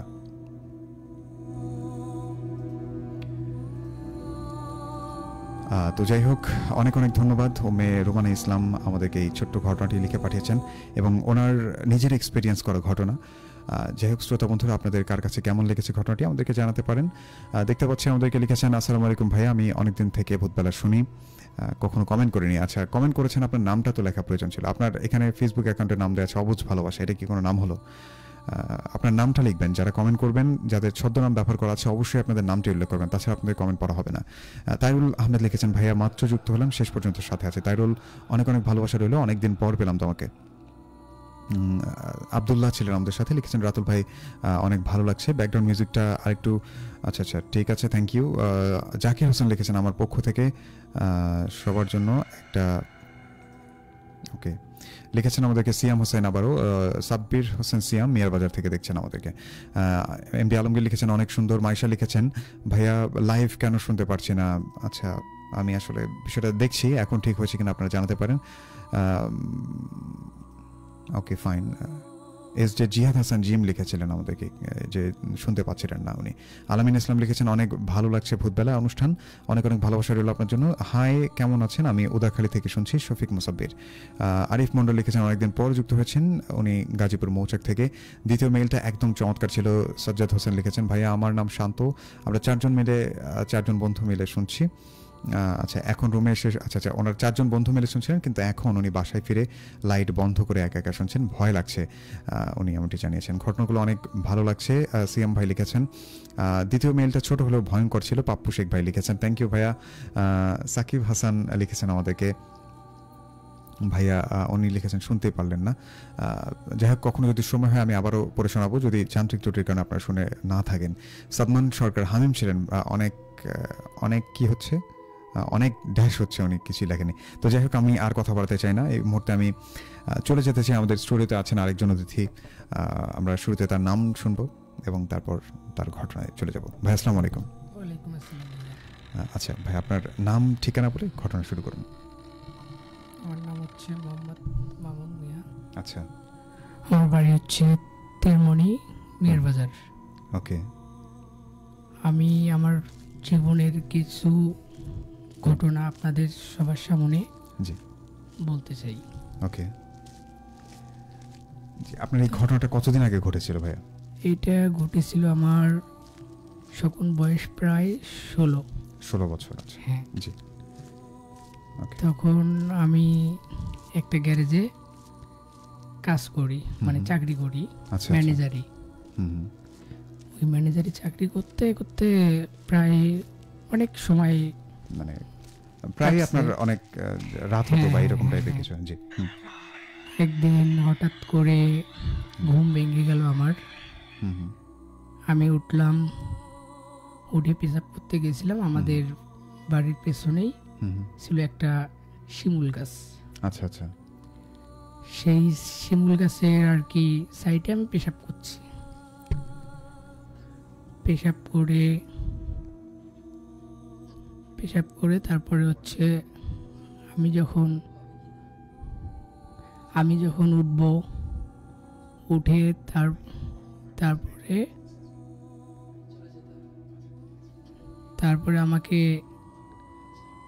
আমি পেশাব করে উঠে পেছন দিকে তাকালাম। তাকিয়ে দেখলাম একজন লম্বা একটা লোক, দাড়ি, টুপি, পাঞ্জাবি পরানো। আমি হয়তো ভাবছি এটা আমার হয়তো চাচা হবে, কারণ সেও গাড়ি চালাচ্ছিল। তখন আমি জানি না যে সে আর কি অন্য কিছু হবে, মানে আপনি ভেবেছিলেন যে কিছু, আপনার আমি চাচাই জানি হয়তো আমার জি। চাচা হবে। হ্যাঁ হ্যাঁ তখন আমি সালাম দিলাম, আস্তে করে সালাম দিলাম যে আসসালামু আলাইকুম চাচা, কেমন আছেন আপনি। হুম হুম হুম। সে সালামের উত্তর নিল, আচ্ছা নিয়ে আমার সাথে আর কি হুম হুম হুম।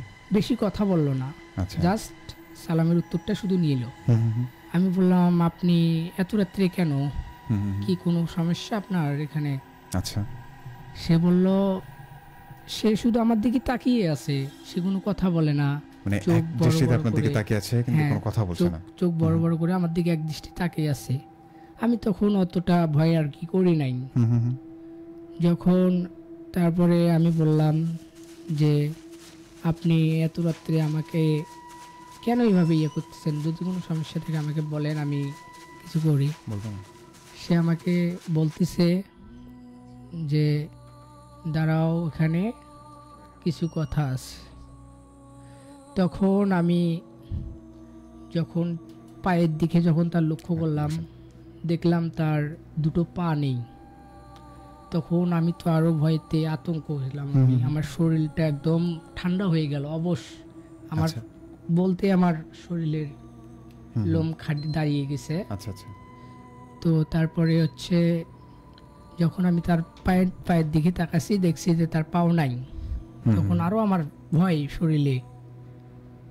তখন আমি এক দৃষ্টিতে তার দিকে তাকিয়ে আছি, ভয়েতে আমি আর কি কথা বলতে পারি নাই। হুম হুম হুম।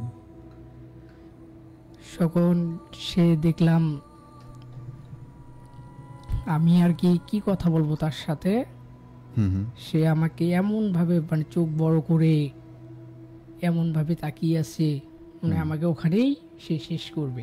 আচ্ছা হুম তবে তারপরে হচ্ছে আমি যখন দাঁড়িয়ে থাকতে থাকতে চিৎকার দিছি, আমার বাড়ির থেকে হুম, আমার মা বাবা সবাই দৌড়িয়ে যাচ্ছে, হুম হুম হুম। বলতেছে যে কি হয়েছে এখানে। আমি তো সকল অজ্ঞান অবস্থায় আমি ওখানে হুম হুম শুয়ে গেছি। তখন আমাকে নিয়ে গেল, বাড়িতে নিয়ে যাওয়া হলো, হুম। আমাকে লোহা গরম করে কিছু পানি খাওয়ালো। আচ্ছা পানি খাওয়ানোর পর আমাকে হালকা পাতলা আর কি, মানে একটু কথা বলার জন্য একটু জ্ঞান আমার ফিরছে। তখন আমার মা বাবা বললো কি হয়েছে। হুম আমি সব ঘটনা তাদেরকে খুলে বললাম হুম যে আমি রাত 2টা বাজে হুম পেশাব করতে উঠছি, উঠে দেখি, পেশাব করে উঠে যখন আসতে যাচ্ছি তখন দেখি যে আমার চাচার মতন একটা লোক দাঁড়িয়ে আছে ওখানে। আমি তাকে সালাম দিলাম, সেই সালামের উত্তর নিল, হুম হুম। নিয়ে সে এমনভাবে আর কি ইয়ে করলো, আমি দেখে ভয়ে আতঙ্কর ভেতর আমি। আচ্ছা তারপরে সবাই, যখন আমার বাবা মা বুঝতে পারছে, হুম হুম হুম। তারপরে সে দেরি না করে কবিরাজ, হুম হুম হুম। কবিরাজের নাম বলবো না আমি, জি সেই কবিরাজের কাছে সে গেছে। আচ্ছা যা কবিরাজকে নিয়ে আসলো, হুম হুম হুম। নিয়ে এসে আমাকে কিছু মানে ইয়ে যেভাবে করে, ঝাড়ফুঁক করা হয় আর কি। জি। ঝাড়ফুঁক করে আমাকে হুম হুম ইয়ে করলো। তারপরে আমাকে কিছু ইয়ে শিখাইছে, আমাকে 3টা যে এগুলো করবা তুমি, হুম। তাহলে আল্লাহর রহমতে হুম। তোমার এই সমস্যাগুলো হবে না। আচ্ছা তো কিছুদিন ভালোই গেল, যাওয়ার পরে হ্যাঁ আবার দেখি যে না, কোনো সমস্যা নেই। হুম হুম হুম। আমি যেটা আমার করার দরকার সেটা সবসময় পালন করি।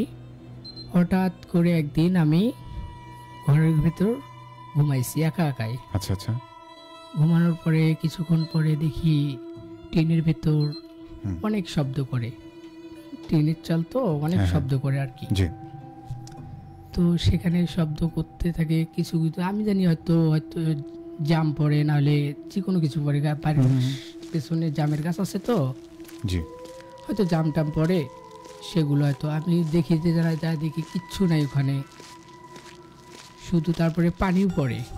আমি মাকে বললাম যে মা এখানে এসব কি পড়ে। হুম হুম ওগুলো মা হয়তো আমার ভাবছে যে হয়তো জাম বা যে কোনো কিছু পড়ে, হুম কিন্তু পরে দেখলাম বিশাল একটা লোক দাড়ি লম্বা, ওই টুপি পরানো, হুম হুম। সে আবার আছে আমার ওই যে কাছে। প্রথমে যে লোকটাকে হ্যাঁ, দেখেছিলেন আপনি। প্রথমে যে লোকটাকে দেখেছিলাম সে আবার আছে আমার সামনে। আচ্ছা আচ্ছা সামনে এসে সে আমাকে নিজেই সালাম দিল। আচ্ছা আমার ইয়া দেখে সে নিজে সালাম দিয়ে বলল হুম হুম যে তোমাকে আমি নিয়ে যাব। আমি বললাম কোথায়, আমার তো মা বাবা আছে। সে বলল আমি আমি যেখানে থাকি সেখানে তোমাকে নিয়ে যাব। সে আর কি নিয়ে যাওয়া চলো। আমার তো শরীর পুরোই আবার সেই আগের মতন হয়ে গেছে। আমার চোখ হয়ে গেছে অনেক বড় বড়। তারপরে আমি হচ্ছে অনেক ভয়ের ভেতর। আমার শরীর শোষা লেগে গেছে আর কি, ঠান্ডাতে অনেক গাও শিংড়ে ওঠে। তারপরে আমি আমার মাকে ওখান থেকে জোরে কাবলান ছাড়লাম যে মা সে আবার আছে, আমাকে নিয়ে যেতে চায়। আচ্ছা। আমার মা বাবা দুইজন মিলে আমাকে নিয়ে গেল। নিয়ে যায় আবার ওই অবস্থায় শোয়াইয়া আমার মা আমার পেছনে ছিল। আমার বাবা আবার গেছে সেই কবিরাজের কাছে যে আপনি সেদিন যে ইয়েগুলো করছেন সেগুলো তো কোনো কাজ হয় নাই। তার উপর আবার ভর করে তাকে আবার নিয়ে যেতে চায়, আজকেও নিয়ে যেতে চাইছিল। সে তারপরে আমাকে বলল যে দেখো তুমি এই কাজটা করছো নাকি। আমি বললাম কি কাজ? যে তুমি বাড়ির পেছনে একা একা গেছো অত রাত্রে। সে ওখানে আর কি বসে সে কিছু খাচ্ছিল। ওকে। আমি বললাম আমি তো তাকে দেখি নাই, দেখলে তো আমি সালাম দিতাম। তুমি তাকে দেখো নাই ঠিক আছে, কিন্তু সে তোমাকে দেখছে। যখন তুমি তার ক্ষতি করছো সে তোমার পেছন ছাড়বে না। আচ্ছা। আমি বললাম তো আমি এখন কি করব, কি করলে সে আমাকে ছাড়বে? সে আমাকে বলল যে তুমি ও যেখানে যেখানে যাতে তোমাকে নিষেধ করছে তুমি সেখানে সেখানে যাবা না। বললাম কোনখানে যাব না? সে বলল তোমাদের বাড়ির পেছনে যে গাছটা আছে সেখানে, শিমুল গাছের ওখানে, তারপরে ইয়ার ওখানে আপনার আচ্ছা বিভিন্ন জায়গার নাম মনে বিভিন্ন জায়গার, হ্যাঁ বিভিন্ন জায়গার ভিতর মানে বলছে যে এখানে যাবা না। আমি বললাম হ্যাঁ যাব না। ওকে। সে হঠাৎ করে সে আবার আমাকে নিয়ে যেতে চায়, মানে অর্থাৎ আমাকে সে পছন্দ করছে। আচ্ছা। আমার সব কিছু দেখে সে পছন্দ করছে, আমাকে কোনো রকম করে সে ছাড়তে চায় না। ওকে। আমি বললাম আমাকে নিয়ে গেলে আমার মা বাবা তাদের কি অবস্থা হবে, তারা চিন্তায় পড়বে, তারা কষ্ট পাবে অনেক। তাকে আমি অনেক বোঝাইছি, কিন্তু সে আমার কথা বোঝে নাই। সে বলছে তোমাকে আমার পছন্দ হয়েছে, আমি তোমাকে নিয়ে যাব। আচ্ছা। আমি বললাম যে দেখেন আমাকে যদি এইভাবে নিয়ে যান, আমার আত্মীয় স্বজন আছে, আর অনেকজন আছে, আচ্ছা, সবাই অনেক কষ্ট পাবে। অর্থাৎ আপনি আমার কোনো ক্ষতি করিয়েন না, আমি এই কথা বলছি। ওকে। তো যাই হোক, একটা অধরনের একটা ঘটনা ঘটছে আমার সামনে। ওকে। সেইটা হচ্ছে সে আমার সামনে আমাকে কিছু ঘটনা দেখাইছে আর কি। সেইটা হচ্ছে আমাকে অনেক কিছুর সেই ইয়ে দেখাইছে যে তুমি যদি আমার সাথে না যেতে চাও তো তোমাকে আমি তোমার মা বাবাকে যে কোনো ইয়ের ভেতরে আমি মেরে ফেলবো। আচ্ছা। আমাকে এইসব ঘটনাগুলো বলছে, সে দেখাইছে। তবে আমি বলছি যে দেখেন আমাকে যদি নিয়ে যেতে চান তবে আমার মা বাবার কাছ থেকে অনুমতি নিতে হবে। তবে আমার মা বাবাকে বলছি আমি যে সেই বৃত্তান্ত সে আমার পিছু ছাড়বে না। সে যদি আমাকে না নিয়ে যায় সে তোমাদের কোনো একটা ক্ষতি করবে। তো আমার মা বাবা, যাই হোক আমরা একটু গরিব, অতটা বেশি অর্থ সম্পদ নাই আমাদের।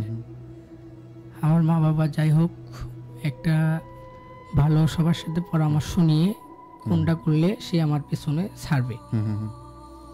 তো আমাকে আর অত কিছু বললো না। আচ্ছা। তারা হলো বড় কবিরাজ আছে, সেই কবিরাজের কাছে সে গেছে, যা আর কি বলছে সব ঘটনাগুলো। বলার পরে সে বলল যে তাকে ছাড়ার কারণ শুধু তার হলো সে পবিত্র থাকতে হবে, সব সময় নামাজ পড়তে হবে, যদি এইসব কাজ করে সে আর কি ছেড়ে যাবে তাক। যাই হোক, সেই কবিরাজের কথা শুনে আচ্ছা, অনেকটা আল্লাহর রহমতে এখন আমি সুস্থ। ওকে, আমি অনেক ভালো হয়েছি। হ্যাঁ, আমার গল্প, জীবন গল্প এই পর্যন্ত ছিল। তো thank you so much Mamun ভাই। আপনার জীবনে কি আর কোনো ঘটনা আছে? হ্যাঁ, আরও একটা ঘটনা আছে। সেটা হচ্ছিল আমার যখন বয়স হচ্ছে 20 বছর, আচ্ছা আচ্ছা, তখনকার ঘটনা এটা। ওকে, আমরা কিছুক্ষণ পরেই তাহলে আপনার শুনছি। যে আমরা এখন শ্রোতাদের কথাবার্তাগুলোতে যেতে চাই, দেখতে চাই কে কি লিখছেন এবং কার কাছে কোন ঘটনাটি কেমন লেগেছে। লিখেছেন আমাদেরকে সিয়াম আব্দুল্লাহ লিখেছিলেন আমাদেরকে যে জাকির হোসেন লিখেছেন ভাইয়া ঠিক হয়েছে। রানা হোসেন লিখেছেন, আচ্ছা কিছুক্ষণ আগে সাউন্ডের প্রবলেম ছিল সেটা উনি লিখেছেন। রানা ভাই লিখেছেন আমাদেরকে ভাইয়া কেমন আছেন। মাইশা মনি লিখেছেন ভাইয়া শুনতে পাচ্ছি। রাব্বি লিখেছেন অনেকদিন পর যুক্ত হলাম, ওয়েলকাম আপনাকে। আমার ভয় লাগছে হুট করে এসে কথা বলতে কেমন জানি লাগছে, কোনো একদিন ভূতবেলার প্রোগ্রামে আসবো। আচ্ছা তাই, ওয়েলকাম আপনাকে, সবসময়ের জন্য ভূতবেলার দরজা খোলা। হাসান হাবিব সাগর লিখেছেন ভাইয়া অনেক সুন্দর হচ্ছে, চালিয়ে যান, শেষ পর্যন্ত সাথে আছি। ইমেলটা শুনতে পারিনি, কথা শোনা যাচ্ছিল না তখন। লিখেছিলেন আমাদেরকে এস জে জিহাদ হোসেন জিম ভাই, আমি অফলাইনে এতদিন শুনতাম, আজকে প্রথম লাইভ দেখছি, ভালো লাগছে, চালিয়ে যান, থ্যাংক ইউ। অনেকদিন পর যুক্ত হয়েছেন আবু সাইদ। সিয়াম হোসেন লিখেছেন আমাদেরকে মিয়ার বাজার থেকে যুক্ত হলাম। সাব্বির হোসেন সিয়াম লিখেছিলেন আমাদেরকে মিয়ার বাজার থেকে। সাব্বির সরকার লিখেছেন আমাদেরকে অনেকদিন পর যুক্ত হয়েছেন। মাইশা মনে লিখেছেন ভাই আরও ভয়ঙ্কর গল্প শুনতে চাই। সাদুল্লাপুর থেকে আমাদেরকে দেখছিলেন এমডি সাব্বির সরকার। আর যে সাজ্জাদ লিখেছিলেন আমাদেরকে, প্রিয় লিসেনার কাইন্ডলি সবাই বেশি বেশি করে মেইল করবেন। থ্যাংক ইউ আমার হয়ে শ্রোতাদেরকে এই কথাটি বলার জন্য। আসাদুল লিখেছেন আমাদেরকে অনেক সুন্দর হচ্ছে, চালিয়ে যান। আর যে পলাশ ভাই লিখেছেন ভাই মেইলটি পড়ার জন্য আপনাকে অসংখ্য অসংখ্য ধন্যবাদ, ইনশাল্লাহ আগামী প্রোগ্রামে মেইল লিখে পাঠিয়ে দেবো, থ্যাংক ইউ। সাদমান সরকার হামিম লিখেছেন, উনি আমাদেরকে লিখেছিলেন। খন্দকার মেহেদি হাসান মানুষ ছিলেন আমাদের সাথে। আরিফ মন্ডল লিখেছেন ঘটনাগুলো অনেক ভালো লাগছে ভাইয়া, একা একাই শুনছি, অনেক ভয় লাগছে। আবার লিখেছেন আমাদেরকে জান্নাত বাপ্পি ভাইয়া, আচ্ছা তবে উনি লিখেছেন যে ওনার সাথে ঘটনাটা ঘটেছে, তা ওনার অবস্থা দেখে বোঝা যাচ্ছে এবং ওই সময় আরও অনেক খারাপ অবস্থা হয়েছিল হয়তো বা, এমনটি জেনেছেন। স্নিগ্ধ মায়া লিখেছেন আমাদেরকে আজকে ফার্স্ট টাইম দেখছি, থ্যাংক ইউ, ওয়েলকাম আপনাকে, ভালো লাগছে। শামীম শেখ লিখেছেন অনেক ভয়ানক ঘটনা ছিল মামুন, আপনার কাছ থেকে আরও কিছু ভূতের গল্প শুনতে চেয়েছেন। লিখেছেন আজ শেষ পর্যন্ত শোনা হবে না তেমন, আচ্ছা ভালো লাগছে না, ইনশাল্লাহ পরের সপ্তাহে শুনবো। আচ্ছা জানাত বাপ্পি লিখেছিলেন আমাদেরকে। সাব্বির সরকার লিখেছেন কেমন আছেন ভাই, লিখেছেন আমাদেরকে আবিদ ভাইয়া, আচ্ছা আচ্ছা মুন্সিপাড়া থেকে আমাদেরকে শুনছেন। দ্বিতীয় ঘটনাটা বেশ ভৌতিক ছিল। আর কবি রাতুল ভাইয়া জিনের ঘটনা শুনলে ভয় লাগে, বেশ ভয় লাগলো। জান্নাত বাপি কাউকে রিপ্লাই করেছেন বুঝতে পারছি না ভাইয়া। আচ্ছা আচ্ছা শামীম শেখ লিখেছেন মামুনের গল্পটা ভালো ছিল। ইউসিসি আসিফ ছিল আমাদের সাথে যুক্ত হয়ে গেলাম ভাইয়া, ওয়েলকাম। আচ্ছা আমরা এই পর্যায়ে চলে যাব আরেকজন অতিথির কাছে। আমাদের স্টুডিওতে ছিলেন শামীম শেখ ভাই এবং আরও অনেকেই ছিলেন। আমরা আসলে এই মুহূর্তে মামুন ভাইয়ের কাছে আরেকটি ঘটনা আছে, সেই ঘটনাটি শুনে আমরা আবারও পাপ্পু ভাইয়ের কাছে চলে যাব। জি ভাইয়া। তো আসসালামু আলাইকুম আতুল ভাই, আবারও আমাকে আচ্ছা আমরা শুনি, ঘটনা শুনি। আমার বয়স হচ্ছে যখন 20 বছর, এটা কিছুদিন আগেই ঘটে যাওয়া ঘটনা। তখন আমি ঢাকাতে যাই কাজ করার উদ্দেশ্যে। পাশেই ছিল একটা লাশ কাটা ঘর, অর্থাৎ আমরা জানতাম না যে এটা লাশ কাটা ঘর। সেই ঘরে আমরা কাজ করি, বিল্ডিং ভাঙা কাজ। আচ্ছা সেই কাজ করি আমি এখন গেছি নতুন ওখানে। আমরা প্রায় 8 জন আছি ওখানে, 4 জন ছিল ওই জায়গার স্থানীয়, আর হচ্ছে 4 জন আমাদের এখানের। আমরা 8 জন কাজ করি, কাজ করি ওখানে। হয়তো সবাই আর কি আপনার হলো কেউ বাজার করতে গেছে, আমি একা একাই ছাদের উপরে বসে আছি, দেখি আবহাওয়াগুলো কেমন, এগুলো দেখতে আর কি ওখানে বসে অনেকক্ষণ সময় কাটাইছি আর কি। তারপরে আমাদের যেগুলো আমাদের সাথে গেছিল সেগুলো আর কি আমাকে ডাক দিল যে নিচে আসো, সারাদিন আর কি কিছু খাও নাই তোমরা, কিছু খাওয়া দাওয়া করো। সারাদিন জাম্পিং করে গেছি, কিছু খাওয়া দাওয়া করলাম, বেস্ট ভালোই হলো। খাওয়া দাওয়া করার পরে সবাই একসাথে ঘুমালাম। সকালে উঠে আমাদের কাজ করা লাগবে। আচ্ছা। তারপরে আর কি কিছু কাজ সকালে উঠে কাজ সবাই কাজ করলো। কাজ করানোর পরে সন্ধ্যা হয়েছে, সবাই তো এখন দোকানেতে যাবে আর কি চা খেতে। আমি দোকানে বেশি যাই না, বসে থাকি ছাদে, ভালো লাগে না একা একাই। আচ্ছা। তো বসে থাকতে আমরা কেউ জানতাম না তখনও যে ওইটা লাশ কাটা ঘর। আমি বসে হালকা সাউন্ড দিয়ে কিছু গান শুনতেছি নিরিবিলি একা একা বসে। বাতাস আসছে, সেই সুন্দর হালকা বাতাস, সেখানে ঠান্ডা সুরে মানে অনেক সুরে একটা সুন্দর একটা বাতাস, দমকা হাওয়ার মতন কেঁপে কেঁপে যাচ্ছে। আমার শরীরটা সুন্দর ঠান্ডা হয়ে গেল। তারপরে কিছুক্ষণ পরে আর কি কান্দার আওয়াজ ভেসে আসলো। আচ্ছা। আমি তখন অতটা মানে ভাবতে পারি নাই যে এইসব এখানে কিছু একটা আছে আর কি। আচ্ছা। তখন আমি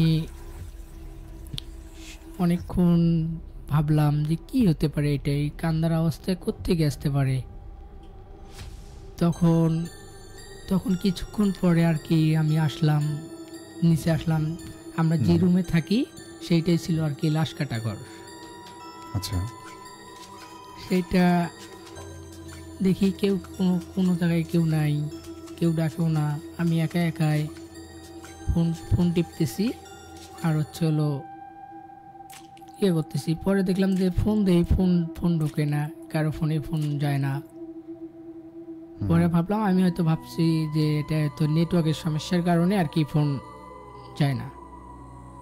পরে দেখলাম আমি যে ঠিক ফোনটা থুয়ে আমি ওয়াশরুমে গেলাম, যা মুখ টুক ধুয়ে ফ্রেশ হলাম, হয়ে এসে তারপরে আমি বিছানায় যখন বসলাম, সাদা কাপড় পেঁচানো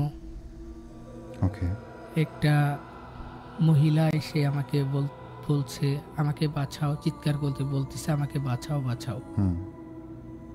আমি তখন তো ভয়ের ভেতর পড়ে গেছি যে হঠাৎ করে এভাবে এসে বলতেছে আমাকে বাঁচাও। আমি তো নিজেই আতঙ্কের ভেতর, কথা বলতে আমার গায়ের শরীরের পশম দাঁড়িয়ে যাচ্ছে আমার। আচ্ছা। তারপরে আমি তো জায়গায় ভয়েতে আতঙ্কের ভেতর পড়ে গেছি। আমি জানি না কি করব, আমাকে কি করবে সে। আমি ভাবছি আমি এখানেই শেষ। আচ্ছা। তারপরে আমি আস্তে আস্তে মনে সাহস করে, কিন্তু মনে এত সাহস করতে চাই কিন্তু সাহস আমার হতিছে না। শুধু ভয়ে শরীরের হাত পা আমার কাঁপানো শুরু হলো। আচ্ছা। তারপরে আমি নিজে ভাবতে পারি না যে আমি কি করব, আমি কিভাবে বাঁচবো এখান থেকে। সে শুধু বলছে আমাকে বাঁচাও। আমি বললাম আমি কিভাবে বাঁচাবো আপনাকে। তারপরে আমাকে যাই হোক, আমি তার একটা ক্ষতি করতে চাইছিলাম। সে বুঝতে পারছে, আমাকে সেখান থেকে আর কি ফালাই দিছে আমাকে ওখান থেকে, ধাক্কা মারছে। আমার এখনো দাগ আছে। আচ্ছা। আমার এখনো দাগ আছে।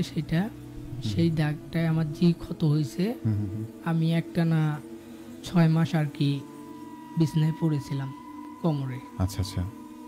বিছনায় পড়েছিলাম, অনেক কোবরেজ দেখাইছি, অনেক ডাক্তার দেখাইছি, আমার কিচ্ছু ভালো হয়নি। আমার শুধু শরীর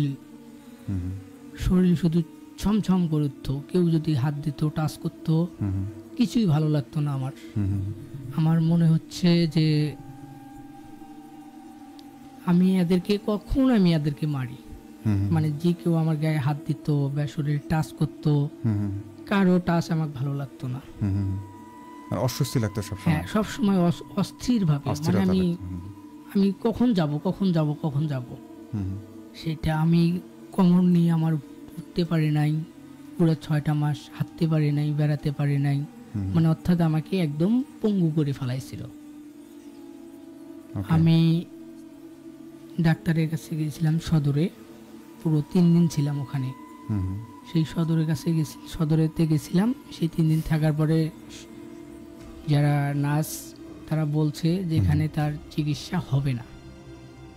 আচ্ছা, এখন আমার বাবা মা তো সবাই চিন্তিত পড়ে গেছে, তারা যে এখানে চিকিৎসা না হলে কই হবে চিকিৎসা। পরে যাই হোক আমি আমার বাবা মাকে সব ঘটনাগুলো খুলে বললাম যে আমার সাথে এইসব ঘটনাগুলো ঘটছে।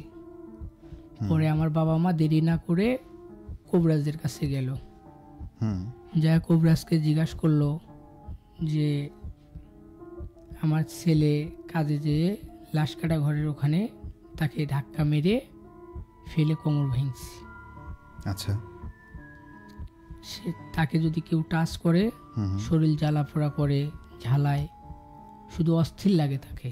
ওকে, এখন সেই কথা আমার বাবা মা তাকে এই কথাগুলো খুলে বলছে আর কি। হুম, হুম, খুলে বলার পরে আমার বাবা মা যাই হোক অনেক চেষ্টাই ছিল যে আমাকে চালু করে শীঘ্রই সুস্থ করবে। মানে দ্রুত যেন সুস্থ হয়ে যান, হ্যাঁ, হ্যাঁ হ্যাঁ, শুধু তারপরে আমার বাবা মা কবিরাজের কাছে যখন বললো এইসব ঘটনাগুলো, হুম, হুম, কবিরাজে বুঝতে পারছে যে কি হয়েছে এর সাথে, মানে আমার আচ্ছা। সাথে কি ঘটনাগুলো ঘটছে। তো আমাকে কবিরাজে অত কিছু জানতে দিল না। তো একদিন আমি ঘুমাচ্ছি, রাত বাজে তখন প্রায় 10:30। হুম, হুম, আমাকে একটা ওষুধ দিছে, সেই ওষুধটা খেয়ে ঘুমাচ্ছি, কারণ আমার প্রতিটা রাত্রে হুম, হুম, আমার একটা করে ঘুমের ট্যাবলেট লাগতো, লাগতো। জি, কারণ ঘুমের ট্যাবলেট খেয়ে যখন আমি ঘুমাচ্ছি তখন হঠাৎ করে সেই কান্দার আওয়াজটা আমার কানে আবার ভেসে উঠত হুম, হুম, যে আমাকে বাঁচাও, আমাকে বাঁচাও, আমাকে বাঁচাও। হুম, হুম, তো আমার কোমরের যে এত সমস্যা, উঠতে পারি না, বেড়াতে পারি না, হাঁটতে পারি না, পেশাব করতে পারি না। তো আমাকে সে আমার শরীরে এমন একটা সকল শক্তি এসে গেল, হয়তো মনে হয় আমি সুস্থ মানুষ। সেই রকমভাবে আমি উঠবার চেষ্টা করছি, উঠে দেখি খাড়া হয়ে আছি। তো আমার বাবা মা আগে চেতন পায় নাই, মানে দিশ পায় নাই যে আমি যখন তাদেরকে ড্যামে যখন নামবে ধরবো, তখন আমার বাবা মা যখন হাতটা আমাকে টাচ করছে আর কি, তখন সে আমার কাছ থেকে যখন দূরে চলে গেছে, তখন আমি আবার ওখানেই পড়ে গেছি। তো পড়ে যাওয়ার পরেই আমার বাবা মাও তখন ভয় করছে অনেক, কারণ আমার বাবা মা হুম, ভাবছে হয়তো আচ্ছা, তাকে শেষ করবে। ওকে, তো তারপরে আমি যাই হোক অনেক ইয়ে করার পরে আমার অজ্ঞান ছিল না, মানে আমার জ্ঞান ছিল না। ওকে, তারপরে হচ্ছে আমার বাবা মা যাই হোক অনেক অনেক চেষ্টা করছে আমার জন্য, অনেক ইয়ে করছে। হুম, হুম, করার পরে কবিরাজ সেই রাত্রে আমার বাবা মা কবিরাজের বাড়িতে যেয়ে কবিরাজকে ডেকে আনছে। হুম, হুম, হুম, তো কবিরাজ অনেক অনেক কিছু দিল আমাকে, ওষুধ দিল, কিছু তাবিজ দিল, তারপরে কিছু ঝাড়ফুঁক করলো। আচ্ছা, করানোর পরে আমাকে বলল যে এখন আর তোমার কোনো সমস্যা হবে না, হুম, হুম, আশা করা যায়। তারপরে হচ্ছিল কবিরাজে বলল দেখো তোমার এই কোমরের সমস্যাও ভালো হবে, তবে তুমি এই কাজগুলো করবা। আমি বললাম কি কাজ করব, আমি তো উঠতে পারি না, জি, জি, দাঁড়াতে পারি না। তারপরে বলল যে দেখো তুমি ওর কাছে যে অন্যায়টা করছো, সেই অন্যায়ের ওর কাছ থেকে মন থেকে তুমি মাপ চাবা। হুম, হুম, ওর কাছ থেকে যখন মাপ চাবা তখন সে তোমাকে মাপ করে দিবে, কারণ তুমি ওর একটা অনেক ক্ষতি করছো। হুম, আমি বললাম আমি তো জানা মতো আমি তো আর কোনো ক্ষতি করি নাই, আমি কয় তুমি যে জায়গায় বসেছিলা ছাদে সেখানে ছিল রাজস্থান, সেখানে তুমি পাড়া মারছো, ওকে অনেক অনেক ডিস্টার্ব করছো তুমি, আচ্ছা। ওই সেখান থেকে তোমাকে ধরছে সে। হুম তারপরে যাই হোক অত দূর আর যাবো না, হুম হুম, আমি এদিকে যাব। তারপর হচ্ছে সে আমাকে এইসব ঘটনাগুলো বললো, বলার পরে কিছু ওষুধ দিল, তাবিজ করলো, দেওয়ার পরে তারপরে আমাকে বলল যে হুম, তুমি তুমি যদি এখন তার কাছে মাপ চাও সে তোমাকে ক্ষমা করে দিবে। একদিন সে আমাকে হাসি বলল, তোর নিজের ভুল বুঝতে পারছিস? হুম হুম, আমি বলছিলাম হ্যাঁ, আমার নিজের ভুল আমি বুঝতে পারছি, আমি আপনার কাছে অনেক মাপ চাচ্ছি, আপনি আমাকে ক্ষমা করে দিন আল্লাহর হস্তে। আচ্ছা আচ্ছা, পরে যাই হোক সে আমাকে ক্ষমা করে দিয়েছে। সে আমাকে বলছে যে তুই যে কোনো এখন ডাক্তারের কাছে যা, তুই ভালো হয়ে যাবি। ওকে। তবে যাই হোক তো এরপর থেকে তো আপনি এখন আমি সর্বোচ্চ প্রথম কবিরাজের কাছে গেলাম, হুম, সেইটা হচ্ছে শ্রীপুর। আচ্ছা আচ্ছা, সেখানে যে আল্লাহর রহমতে এখন আমি সুস্থ, এখন কাজ করতে পারি, কর্ম করতে পারি, মা বাবাকে খাওয়াতে পারি, হুম, নিজের ফ্যামিলি চালাতে চালাতে পারি। পারেন, জি। হ্যাঁ, তবে জানি না কাদের জীবনে এইরকম ঘটনা ঘটছে। হুম হুম হুম। সত্যি মর্মান্তিক একটা হ্যাঁ। বিষয়। তো মামুন ভাই অনেক আমাদের এই অনেক পর্যন্তই ছিল ধন্যবাদ আমাদের। আপনাকে, আপনি এসেছিলেন মেয়ের বাজার থেকে। তো সুযোগ হলে আমরা আবারও আপনার কাছে ফিরবো। তো এই মুহূর্তে আমি আসলে সময় অতিবাহিত করতে চাই না। আমাদের সাথে পাপ্পু ভাই আছেন, আমরা পাপ্পু ভাইয়ের কাছে চলে যেতে চাই। উনি তো লিখেছেন আমাদেরকে, আরাফাত আপন আগামী সপ্তাহে উনি মেইল পাঠাবেন ইনশাল্লাহ। Thank you so much. আপন আমাদেরকে লিখেছিলেন। সাথে আছি নাবিল শেখ, লিখেছেন শেষ পর্যন্ত সাথে থাকবেন। সাব্বির লিখেছেন কেমন আছেন, অনেক ভালো আছি। সাজ্জাদ লিখেছেন একটা মেইল শুনতে চেয়েছেন। জাকির হোসেন ভাই লিখেছেন আচ্ছা। আলিফ মিয়া লিখেছেন অনেক সুন্দর হচ্ছে। আচ্ছা। আরাফাত আপন ভাই লিখেছেন আসসালামু আলাইকুম ভাইয়া। ওয়ালাইকুম সালাম। এরপর দেখতে পাচ্ছি ঘোষ ঠান্ডার লিখেছেন আমাদেরকে, একটু দেরিতে যুক্ত হয়েছি, চালিয়ে যান শেষ পর্যন্ত সঙ্গে থাকবেন। আলিফ মিয়া লিখেছেন ভাই আসসালামু আলাইকুম। ওয়ালাইকুম সালাম। এরপর দেখতে পাচ্ছি মেহেদি হাসান মামুন লিখেছেন, উনি আসলে বাসা জিজ্ঞেস করেছেন, ওনার বাসা মেয়ের বাজার ছিল। অনেক ভালো লাগলো। সাদেক হাসান লিখেছেন, খন্দকার মেহেদি হাসান মামুন লিখেছেন যে শেষ পর্যন্ত চালিয়ে যাও, সাথে আছি, অনেক ভালো লাগলো। আরাফাত আপন লিখেছিলেন আমাদেরকে। তো যাই হোক, এই মুহূর্তে আমরা পাপ্পু ভাইয়ের কাছে চলে যেতে চাই। ভাইয়া জি, আমার এই ঘটনাটা হচ্ছে আমার পরিচিত এক বড় ভাইয়ের মুখে শোনা। আচ্ছা। আর উনি একজন ট্রাভেলিস্ট, মানে ট্রাভেল করে বেড়ান আর কি, ট্রাভেলার। তো দেশের বিভিন্ন স্থানে ট্রাভেল করেন। তো যারা ট্রাভেলার আছে তাদের সাথে অনেক ধরনের ঘটনা ঘটে। তো এইরকম ঘটনা একটি ঘটেছে আমার এই বড় ভাইয়ের সাথে। ওনারা হচ্ছে পার্বত্য চট্টগ্রামে একটা স্থানে বেড়াতে যায় এবং ওখানে হচ্ছে তাদের সাথে এই ঘটনাটা ঘটে। ওকে। তো আমি কিছুদিন আগে ওনাদের কাছে এই ঘটনাটা শুনি এবং আমি সেটা এখন শেয়ার করতে চাচ্ছি। আচ্ছা। তো ওনারা যেহেতু পুরো একটা ট্রাভেলস গ্রুপের মাধ্যমে ঘুরে, ওনাদের ফ্রেন্ড সার্কেল যারা আছে ওনাদের কাজই হচ্ছে দেশের বিভিন্ন স্থানে ট্রাভেল করা, এবং ওনাদের যে ট্রাভেল এজেন্সি আছে তার মাধ্যমে ওনারা হচ্ছে পুরো দেখা যায় 20 জন 30 জন একসাথে বাংলাদেশের বিভিন্ন স্থানে ট্রাভেল করে। তো ট্রাভেল করার জন্য ওনারা বেছে নেয় চট্টগ্রামের একটা পার্বত্য অঞ্চলকে। আচ্ছা। যেটা হচ্ছে অনেক পুরনো একটা জায়গা। ওই স্থানগুলোতে পার্বত্য চট্টগ্রামের মধ্যেও অনেক স্থানে মানুষ যখন যায়, কিছু কিছু জায়গার ক্ষেত্রে নিষেধাজ্ঞা থাকে যে এখানে মানুষজন যাওয়া নিষেধ, এখানে কেউ যেতে পারবে না, মানে কোনো একটা রেস্ট্রিকশন দেওয়া থাকে যে এই স্থানটাতে আপনারা ঘুরবেন না। তো যারা ট্রাভেল করে তারা কিন্তু সবসময় এগুলো কিন্তু মেনে চলে না যে এখানে যাওয়া যাবে ওখানে যাওয়া যাবে না, এগুলো কখনোই মানে না।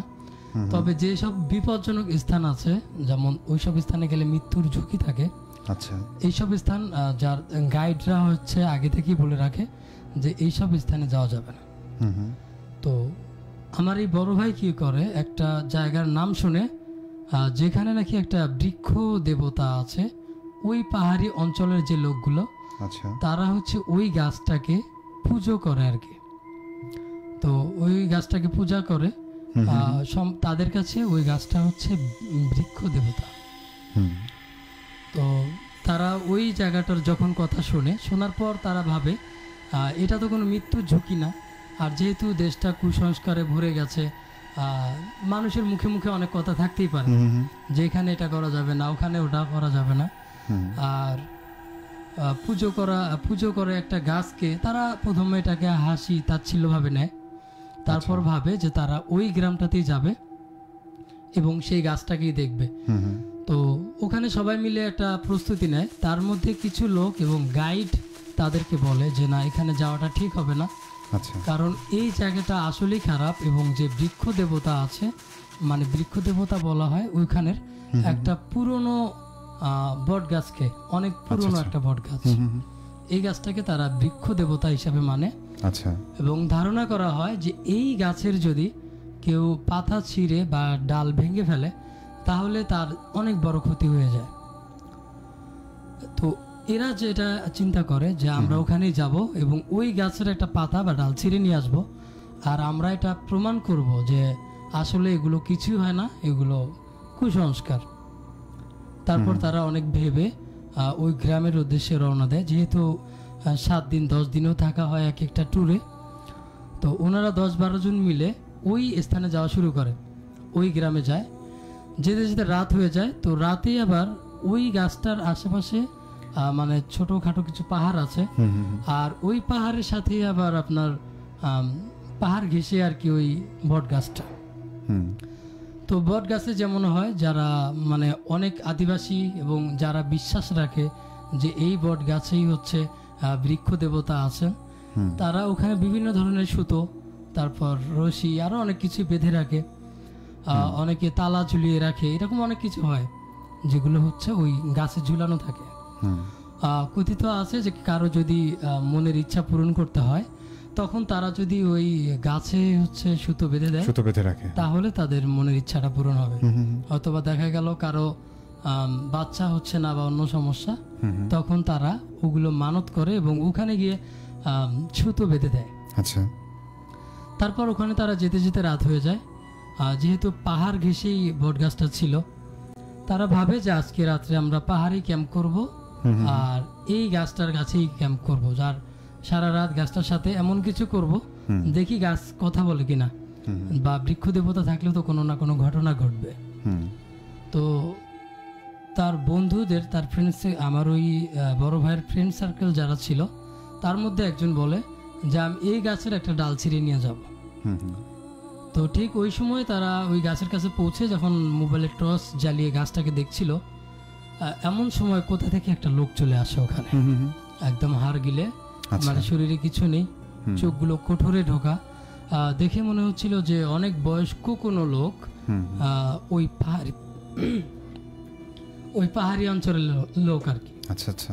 তো ওই লোকটা প্রথমে বলে যে তোমরা এখানে কি করছো, তোমরা কি চাও? তো এই ছেলেগুলো বলে যে আমরা এই গাছটাকে দেখতে এসেছি, আমরা শুধু এই গাছটাকে দেখেই চলে যাব। আচ্ছা।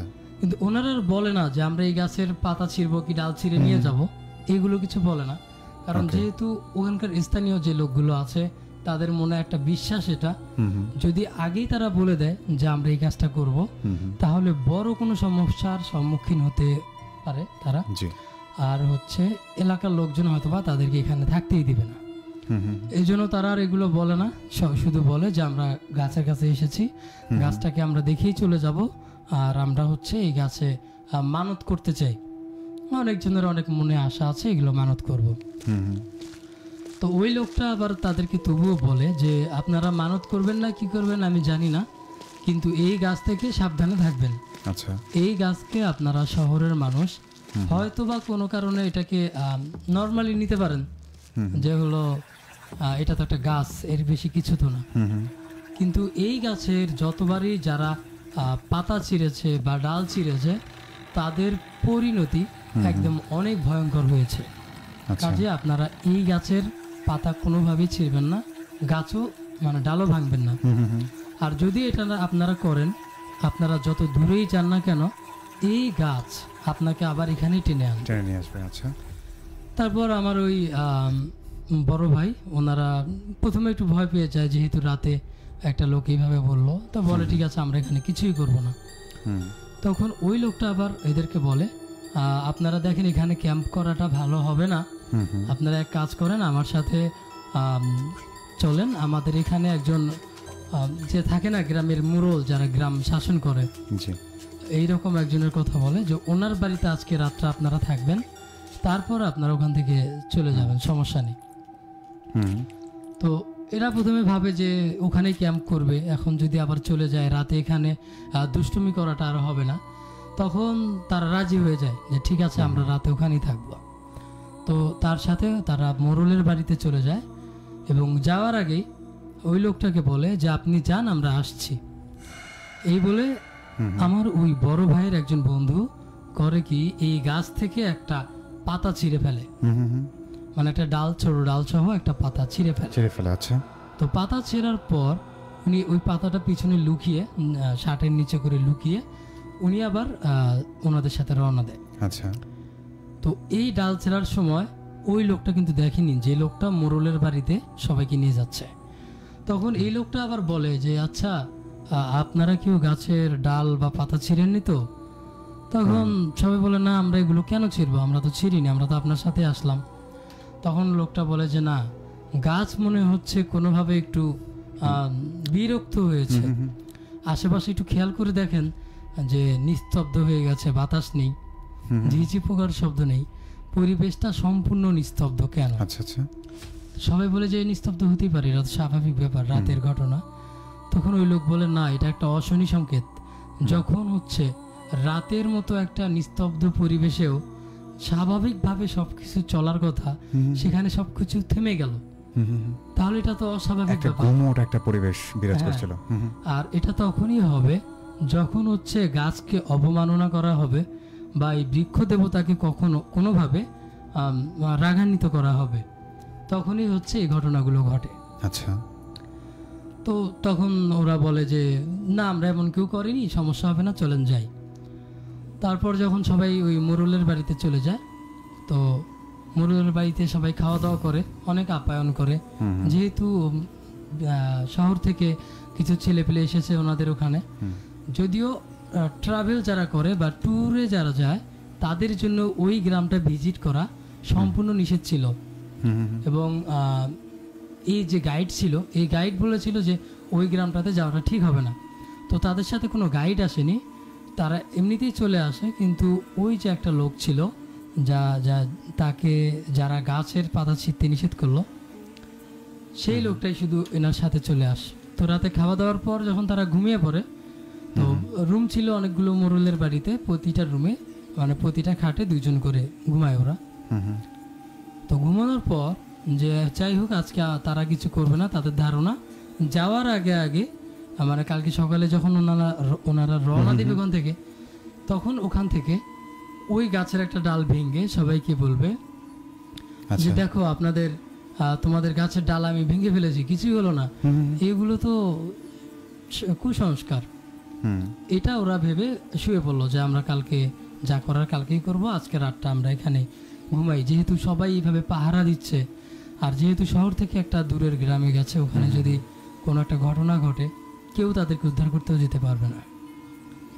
তারপর যখন তারা ঘুমিয়ে পড়ে, ঠিক তখন হঠাৎ করে যেই ছেলেটা গাছের ডালটি ভেঙেছিল একটা ছোট, সে খেয়াল করে তার পাটা ধরে মানে তার পাটা ধরে কেউ টেনে নিয়ে যাচ্ছে। তো সে ভাবলো যেহেতু অনেক কয়েকজন বন্ধু একসাথে ঘুমাচ্ছে, কেউ হয়তো বা এমনি দুষ্টুমি করে তার পা ধরে টানছে। তখন সে একটু জোরেই বলে, দেখ আমার সাথে দুষ্টুমি করে লাভ নেই, আমি ভয় পাবো না, পাটা ছেড়ে দে। ঠিক তখনই তার পাশের যে বন্ধু ছিল সে বলে, ঘুমাতো, এখন কি হয়েছে, ঘুমা, কেউ তোর পা টানে না। কিন্তু সেই মুহূর্তে একটা হ্যাঁচকা টান দিলে যেমন হবে, আচ্ছা ওই মুহূর্তে একটা এমন হ্যাঁচকা টান লাগে, ওই হ্যাঁচকা টানে যে ছেলেটা বলছিল যে কে টানে, ওই কিন্তু ওই গাছের ডাল পাতা এগুলো ছিঁড়ে এনেছিল। আচ্ছা, ও একটা হ্যাঁচকা টানে খাট থেকে সরাসরি নিচে পড়ে যায়। মানে যেভাবে গাছের ডালটা ছিঁড়েছিল হ্যাঁ, ঠিক সেভাবে ওকে কেউ একটা টান দিয়ে হ্যাঁচকা টান দিয়ে ওকে ফেলে দেয়। এরকম একটা হ্যাঁচকা টানে যখন পড়ে গেল, যাওয়ার পর তার সাথে পাশে থাকা বন্ধু ধরপড় করে উঠলো যেটা কি হলো। তখন সে দেখে যে তার তার পায়ে একটা গাছের শিকড় পেঁচিয়ে আছে। ওকে, কিন্তু শিকড়টা কোন দিক থেকে আসলো বা কোথা থেকে এসে তার পায়ে পেঁচে গেল এটা বোঝা যাচ্ছে না, কিন্তু বোঝা যাচ্ছে যে শিকড়টা ছিঁড়ে গেছে কোনোভাবে। যেমন হয়তো বা কেউ যদি ওখানে তার পায়ে শিকড় বেঁধে দেয়, দিয়ে যদি দূর থেকে টান দেয় তাহলে হ্যাঁচকে টান দিলে ওটা ছিঁড়ে যাবে। কিন্তু একটা লোক বিছানা থেকে সম্পূর্ণ ছিটকে এসে বাহিরে পড়ে গেল, আবার তার পায়ে যে বাঁধা অংশটা ছিল শিকড়ের এটা বেঁচে আছে। তো ওই বন্ধুটা পাশে সাথে থাকা বন্ধুটা বলে যে ঠিক অন্য যে বন্ধুগুলো ছিল ওরা হয়তো বা পায়ের ভিতরে এভাবে শিকড় বেঁধে ওর সাথে দুষ্টুমি করছে। তখন ও একটু চিল্লাচিল্লি করে, তোরা এটা কেন করলি, ওর তো পায়ে অনেক ব্যথা পেয়েছে, এই যে এত জোরে তোরা টানটা দিলি। তারপর অন্য বন্ধুদের কোনো খবরই নেই, ওরা তো ঘুমাচ্ছে। তো সবাই ভাবছে যে হয়তো বা ও দুষ্টুমি করে চলে গেছে, ওরা দুজন ভাবছে। তো ওরা দুজন আবার ঘুমিয়ে পড়ে। কিন্তু এই যে বন্ধুটা ছিল যে গাছের ডাল ছিঁড়েছে, সে কিন্তু কাউকে বলেনি যে আমি এই গাছের ডাল ছিঁড়েছি, সে সেটা তার মনেই রেখেছে। ঠিক ওই সময় তার মধ্যে একটা ভয় কাজ করা শুরু করলো যে আমাকে এত জোরে টান দিল কে, আর আমার পায়ে শিকড় বেজে আছে কেন।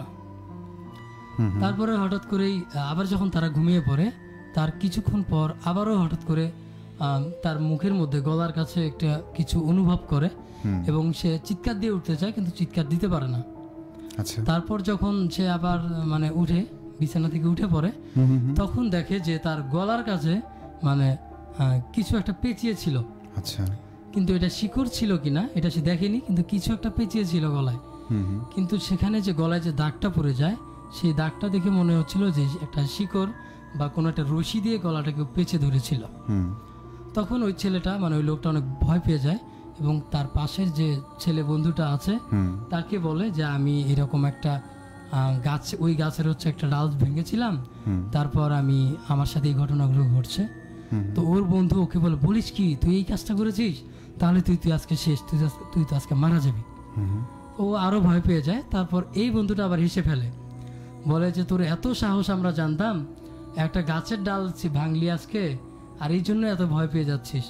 ওগুলো কিছুই না, এটা একটা কাকতালীয় ব্যাপার, হয়তোবা কোনো বন্ধু তোর সাথে এখানে প্র্যাঙ্ক বা মজা করেছে, এগুলো আসলে কিছুই না, তুই ঘুমা, ঠিক আছে। ডাল ছিঁড়েছিস ওটা রেখে দে, ডালটা ভাঙা ডালটা, এটা আমরা হচ্ছে কালকে যাওয়ার সময় গ্রামের মানুষকে দেখাবো যে এই যে ডাল। আচ্ছা। তো বন্ধুর কাছে সান্ত্বনা পেয়ে ওরা আবার ঘুমিয়ে পড়ে।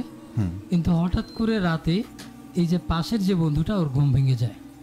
ও খেয়াল করে যে বন্ধুটা এই ঘটনাগুলো ঘটাচ্ছিল, ওই যে ভয় পাওয়া, সে হচ্ছে একা একা কথা বলছে। সে বলছে, মুখ দিয়ে বলছে আর কি, যে বৃক্ষ দেবতা আমাকে ডাকছে, আমাকে যেতে হবে। তা ওর বন্ধুটা বলে যে বৃক্ষ দেবতা তোকে ডাকছে মানে কেন ডাকবে, কে ডাকলো? ও বলে না, তুই বুঝবি না, এটা ওনার সাথে আমার একটা কানেকশন হয়ে গেছে, এখন ওনাকে ছাড়া আমি থাকতে পারবো না, আর না উনি আমাকে ছাড়া থাকতে পারবে, আমাকে যেভাবে হোক যেতে হবে।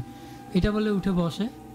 তো ও একটু চিল্লাচিল্লি করে, তখন আশেপাশের যে রুমে বন্ধুরা ছিল ওরাও চলে আসে এবং আসার পর তারপর হচ্ছে বলে যে কি খবর, সবাই বলে যে এমন হয়েছে।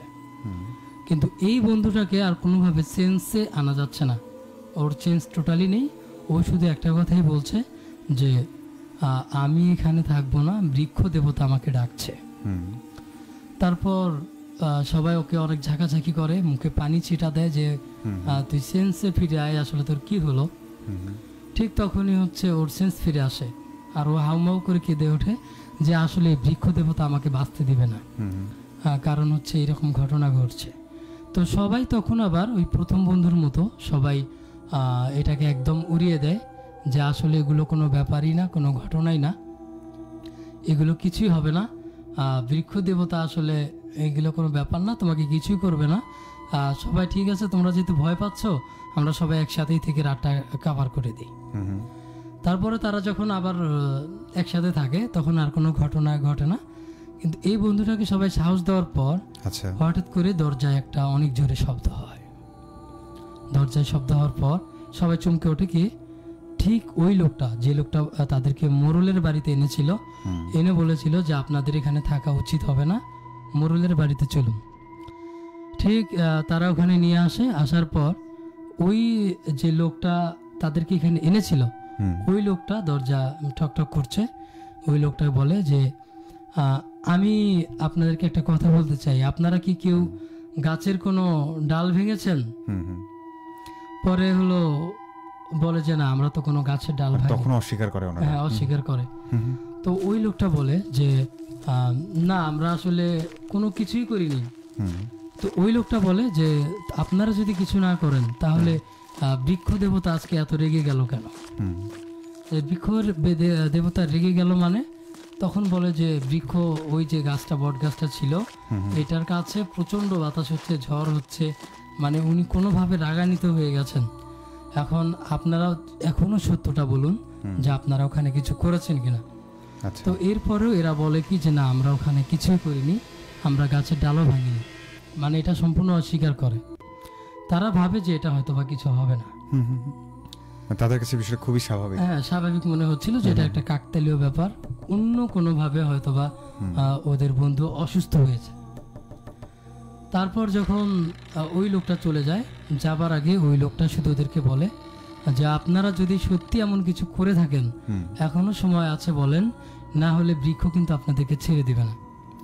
এমন সময় যে ছেলেটা গাছটার ওই যে ইটা ভেঙেছিল ডালটা, এই ছেলেটা বলে যে তোমাদের কাছে কারো কাছে বড় টর্চ লাইট হবে? তখন সবাই বলে কেন? বলে আমাকে একবার গাছটার কাছে যেতে হবে। সবাই অবাক হয়ে যায় যে তুই এত রাতে গাছটার কাছে কেন যাবি? তো বলে যে না, আমাকে একবার যেতেই হবে গাছটার কাছে, ওনার সাথে আমার দেখা করতেই হবে, গাছটাকে একবার না দেখলে আমার হবে না। আচ্ছা, তখন ওই যে লোকটা এসেছিল, এই লোকটা যেতে ধরেও আবার থেমে যায়, বলে যে ঠিক আছে, গাছটা কি খুব দেখার ইচ্ছা হচ্ছে? ছেলেটা বলে হ্যাঁ, আমার গাছটা খুব দেখার ইচ্ছা হচ্ছে।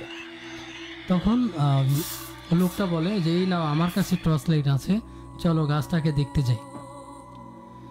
তো ওর বন্ধুরা অনেক অবাক হয়ে যায়, বলে এত রাতে গাছ কেন দেখতে যাওয়া লাগবে? তখন ওই লোকটা একটু হেসে দেয়, বলে যে সমস্যা নাই, আপনাদের বন্ধুর সাথে গাছের সাথে একটা কানেকশন হয়ে গেছে, দেখা করে আসলেই হবে। লোকটা একটা রহস্যময় হাসি দিয়ে বলে। তারপর ওই রাতেই সবাই একসাথে যায় আবার ওই গাছের ওখানে। তো এই বন্ধুটা আবার, গাছটা একটু দূরে আছে এখনো, তখনই বলে যে তোমরা এখানে থাকো, আমি একা গাছের কাছে যেতে চাই। আচ্ছা, সবাইকে রেখে একা একা যেতে চাই? হ্যাঁ, সবাইকে রেখে একা যেতে চায়। গিয়ে ওখানে গাছের কাছে গিয়ে সে একাই দাঁড়িয়ে পড়ে এবং সবাই দূর থেকে দেখে যে গাছের একটা ডাল তার খুব কাছাকাছি চলে এসেছে ওই বন্ধুটার। আচ্ছা, গাছের কাছে যাওয়ার পর ওই গাছের একটা ডাল অনেক কাছাকাছি তার কাছে চলে এসেছে। তা ওর বন্ধুটা মনে হয় যে ওই গাছকে কিছু একটা বলল, এরকম মনে হলো। তারপর গাছের ডালটা আবারও আগের জায়গায় চলে গেল। তো যেহেতু এরা শহরের ছেলে, এরা ভাবলো যে হয়তোবা বাতাসে কোনোভাবে গাছের ডালটা কাছে এসেছিল। তো ওরা এখন ওই লোকটা আবার গাছের কাছ থেকে চলে আসলো। তারপর যে লোকটা ওই যে ওনাদেরকে আবার এখানে নিয়ে আসলো, ওখানকার স্থানীয় লোকটা, উনি একটু হেসে দিয়ে বলল যে কি গাছের সাথে সবকিছু কি ফাইনাল হয়ে গেল, কথা হয়ে গেল? মানে রহস্যময় একটা কথা। হ্যাঁ।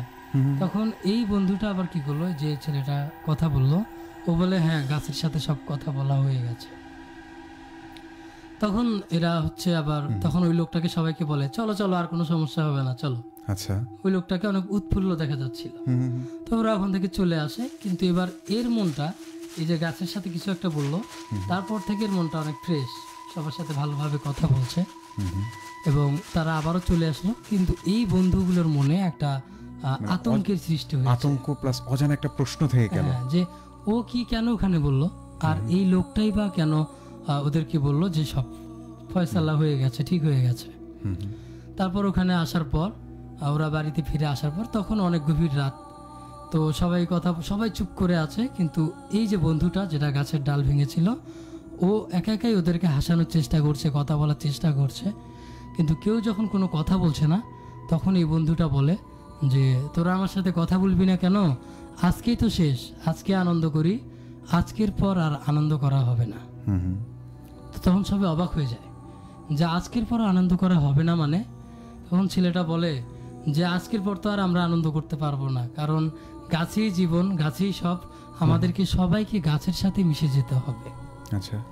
তো সবাই অদ্ভুত কথা শুনে বলে কি এসব বলছিস, গাছের সাথে আমরা কেন মিশে যাব? হুম হুম আবার গাছের সাথে কি হয়েছে, তোর মাথা ঠিক আছে তো? হ্যাঁ। তুই মনে হয় বেশি ভয় পাচ্ছিস, তো একটু রেস্ট নে, ঘুমা। হুম হুম কিন্তু সে কোনোভাবে ঘুমাতে যাচ্ছে না, সে একটু পরপরই শুধু বলছে যে গাছের সাথে মিশে যেতে হবে, গাছ আমাকে ডাকছে। হুম তো সবাই ওকে অনেক চেষ্টা করে ওখানে বসিয়ে রাখার জন্য, শুয়ে রাখার জন্য, কিন্তু ওর একটাই কথা, শুধু গাছ গাছ গাছ, গাছের বাইরে ও আর কোনো কথাই বলছে না। তো সবাই সেদিন ওকে অনেক বোঝাতে থাকে, রাতে বোঝাতে বোঝাতে সবাই যখন দেখে যে ও একটু নিস্তেজ হয়ে আসলো, শান্ত হলো, তখন ওকে ঘুম পাড়িয়ে দেয়। হুম তো ও ঘুমিয়ে যায়। তখন ওর বন্ধুরা ভাবে যে এখন হয়তোবা বিপদ কেটে গেছে, হুম, পরিস্থিতি স্বাভাবিক। হ্যাঁ স্বাভাবিক হয়ে গেছে, এখন ওরাও ঘুমিয়ে পড়ে। হুম তো সকালে যখন ঘুম ভাঙে সবাই দেখে যে ওখানে তাদের বন্ধু নেই, আচ্ছা। তাদের বন্ধু নেই। এবং ওই যে স্থানীয় লোকটা যে মোরলের বাড়িতে তাদেরকে নিয়ে এসেছিল, সে খাবার নিয়ে এসেছে সবার জন্য সকালের, কিন্তু একটা খাবার কম, ওই লোকটার জন্য খাবার আনেনি, মানে ওই ছেলেটার জন্য। ওই ছেলেটার জন্য। হ্যাঁ। তখন সবাইকে খাবার দিল এবং ওই লোকটাকে বললো যে ও কই? তো বললো ও তো নাই, ও তো গাছের সাথে কালকে কথা বলতে গেছে, আপনারা জান নাই, এই জন্য ওর খাবার আনিনি, ও ওখানেই খাবে, ও ওখানেই ভালো থাকবে। হুম হুম তো সবার কাছে এটা একটু রহস্যময় কথা লাগে যে ওখানেই থাকবে, মানে ওই সময় কিন্তু কারো মুখ দিয়ে আর খাবার ঢুকবে না। হুম হুম ওরা একদম আতঙ্কিত হয়ে যায় এবং সবাই একসাথে গাছের দিকে দৌড়ায় যে ওখানে কিছু হলো কিনা। এবং ওখানে ওরা গিয়ে যেটা দেখতে পায় যে একদম গাছের উঁচুতে, বট গাছের উঁচুতে, এই যে বট গাছের যে শিকড়, তারপর লতাগুলো হয় যে ঝুলে থাকে যেগুলো, এগুলো আষ্টে পৃষ্ঠে পেঁচিয়ে রেখেছে ওদের বন্ধুকে। এবং এমন ভাবে পেঁচিয়ে রেখেছে যে ওখান থেকে হয় ওই গাছের ডালপালাগুলো কাটতে হবে, আর না হলে ওদের বন্ধুকে কেটে বের করতে হবে। এইরকম একটা অবস্থায় পেঁচিয়ে রেখেছে, একদম মর্মান্তিক ভাবে আর কি মেরে ফেলেছে ওকে। এই একটা অবস্থা, এরকম মর্মান্তিক দৃশ্য দেখে ওরাও তো অনেক ভয় পেয়ে যায়। ওর বন্ধু কখন এখানে আসলো, কিভাবে হলো, যদিও ধারণা করা হয় যে হয়তোবা ওকে ওই মোড়লের লোকজনেরা বা ওই ডাল ভেঙেছে এই জন্য কেউ মেরে ফেলেছে, কিন্তু ওভাবে ডাল দিয়ে পেঁচিয়ে আসলে কাউকে মেরে ফেলা সম্ভব না। তো তারপর সবাই ওখানে বলে যে তোমরা এখান থেকে গিয়ে থানা পুলিশ কিছুই করতে পারবে না, যেহেতু এখানে বলে দেওয়া হয়েছে যে এই গ্রামে ভিজিট করা নিষেধ, বাহিরের কেউ এই গ্রামে ভিজিট করতে আসতে পারবে না। তো তোমরা তবুও এসেছো, কিন্তু আমরা যারাই আসে তাদেরকে আপ্যায়ন করি, এবং আসার পর তোমাদেরকে অনেক নিষেধ করার পরও ওই গাছের তোমরা ডাল ভেঙেছ, সেহেতু তোমাদেরকে একটা শাস্তি পেতেই হতো, এটাই তোমাদের শাস্তি। আচ্ছা। তখন ওরা ব্যাপারটা জানতে চায় যে এই ঘটনাটা কেন হলো, বা বৃক্ষ দেবতাই কে, এই ঘটনাটা কিভাবে ঘটে আমাদেরকে জানান। তখন ওই জায়গার যে লোকেরা ছিল তারা বলে যে বহু বছর আগে এখানে একজন সাধু টাইপের লোক এই গাছের নিচে বসে ধ্যান করছিল। তো ওই ধ্যান করা অবস্থায় তখনকার সময় মানুষ বন, তারপর জঙ্গলের বিভিন্ন বন জঙ্গলের গাছ কাটতো, এগুলো কেটেই হচ্ছে জীবনযাপন করতো, কাঠ বিক্রি করতো। তো এইরকম ওই বট গাছটা সেই সময় কিন্তু এতটা মোটা ছিল না, যেহেতু এগুলো 100 বছর আগের ঘটনা। ওই সময়ের ঘটনায় মানে ওই গাছটা তখন ছোট ছিল, ওই গাছের নিচে বসে হচ্ছে ওই সাধু বা সন্ন্যাসী ধ্যান করছিল। ওই সময় এসে এই কাঠুরিয়া কি করে, এই গাছটা কাটা শুরু করে। একজন কাঠুরিয়া এসে গাছটা কাটা শুরু করে। এই গাছ কাটার শব্দে ওই যে সন্ন্যাসী ছিল ওনার ধ্যান ভেঙে যায় এবং উনি বিরক্ত হন যে কে গাছ কাটছে। তখন তিনি ধ্যান ভেঙে চোখ খুলে তাকান এবং যখন দেখে যে ওই লোকটা গাছ কাটছে, ওনাকে প্রথমে সাবধান করে যে এই গাছটা কেটো না, এই গাছটা কাটলে তোমার সমস্যা হবে, তুমি দেখছো এখানে আমি ধ্যান করছি, একটা তপস্যা করছি, এটা ডিস্টার্ব করা তোমার ঠিক হয়নি। তো ওই লোকটা তো হচ্ছে একজন নিম্ন শ্রেণীর লোক, কাঠুরে, কাঠ কেটে খায়, ওনার সম্বন্ধে এই বিষয়গুলোতে এতটা জানার কথা না। তো উনি বলে যে ধ্যান করবে একটু সাইটে গিয়ে করো, এখানে করার দরকার কি, এইভাবে একটা ধমক দিয়ে বলে।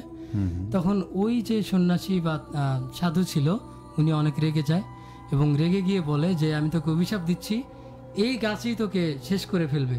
আচ্ছা। আর এই গাছ হচ্ছে যতদিন থাকবে পৃথিবীতে ততদিন এই গাছের ডাল যদি কেউ হিংসাপরায়ণ বা নিজের স্বার্থের জন্য কোনো কারণে ভাঙে বা কেটে ফেলে, তাহলে পরে এই গাছ ঠিক এইভাবেই সবাইকে মেরে ফেলবে। ওই কথা বলে, তো বলার পর ওই লোকটার মৃত্যু এইভাবে হয়, গাছের ডাল পিছিয়ে, মানে ওই লোকটার প্রথম মৃত্যুটা হয়। তো যেহেতু কাঠুরিয়ারা অনেক একটা গ্রুপ থাকে, একটা গ্রামের অনেক লোক কাঠুরিয়া থাকে, তো ওই লোকেরা আবার কি করে মনে করে ঠিক এই সন্ন্যাসী বা সাধু এই লোকটাকে মেরে ফেলেছে, কারণ যেহেতু ওনার গাছের নিচে ধ্যান করছিল বলে ডিস্টার্ব হয়েছে। তো এইগুলো অভিশাপ কিছু না, ওই লোকেরা আবার কি করে এই লোকটাকে ধরে মেরে ফেলে, মানে এই সন্ন্যাসীকে। এই সন্ন্যাসী মরার আগে এরকম একটা কথা বলে যায় যে এই গাছ আসলে কাউকেই বাঁচতে দিবে না, তোদের কাউকেই রাখবে না।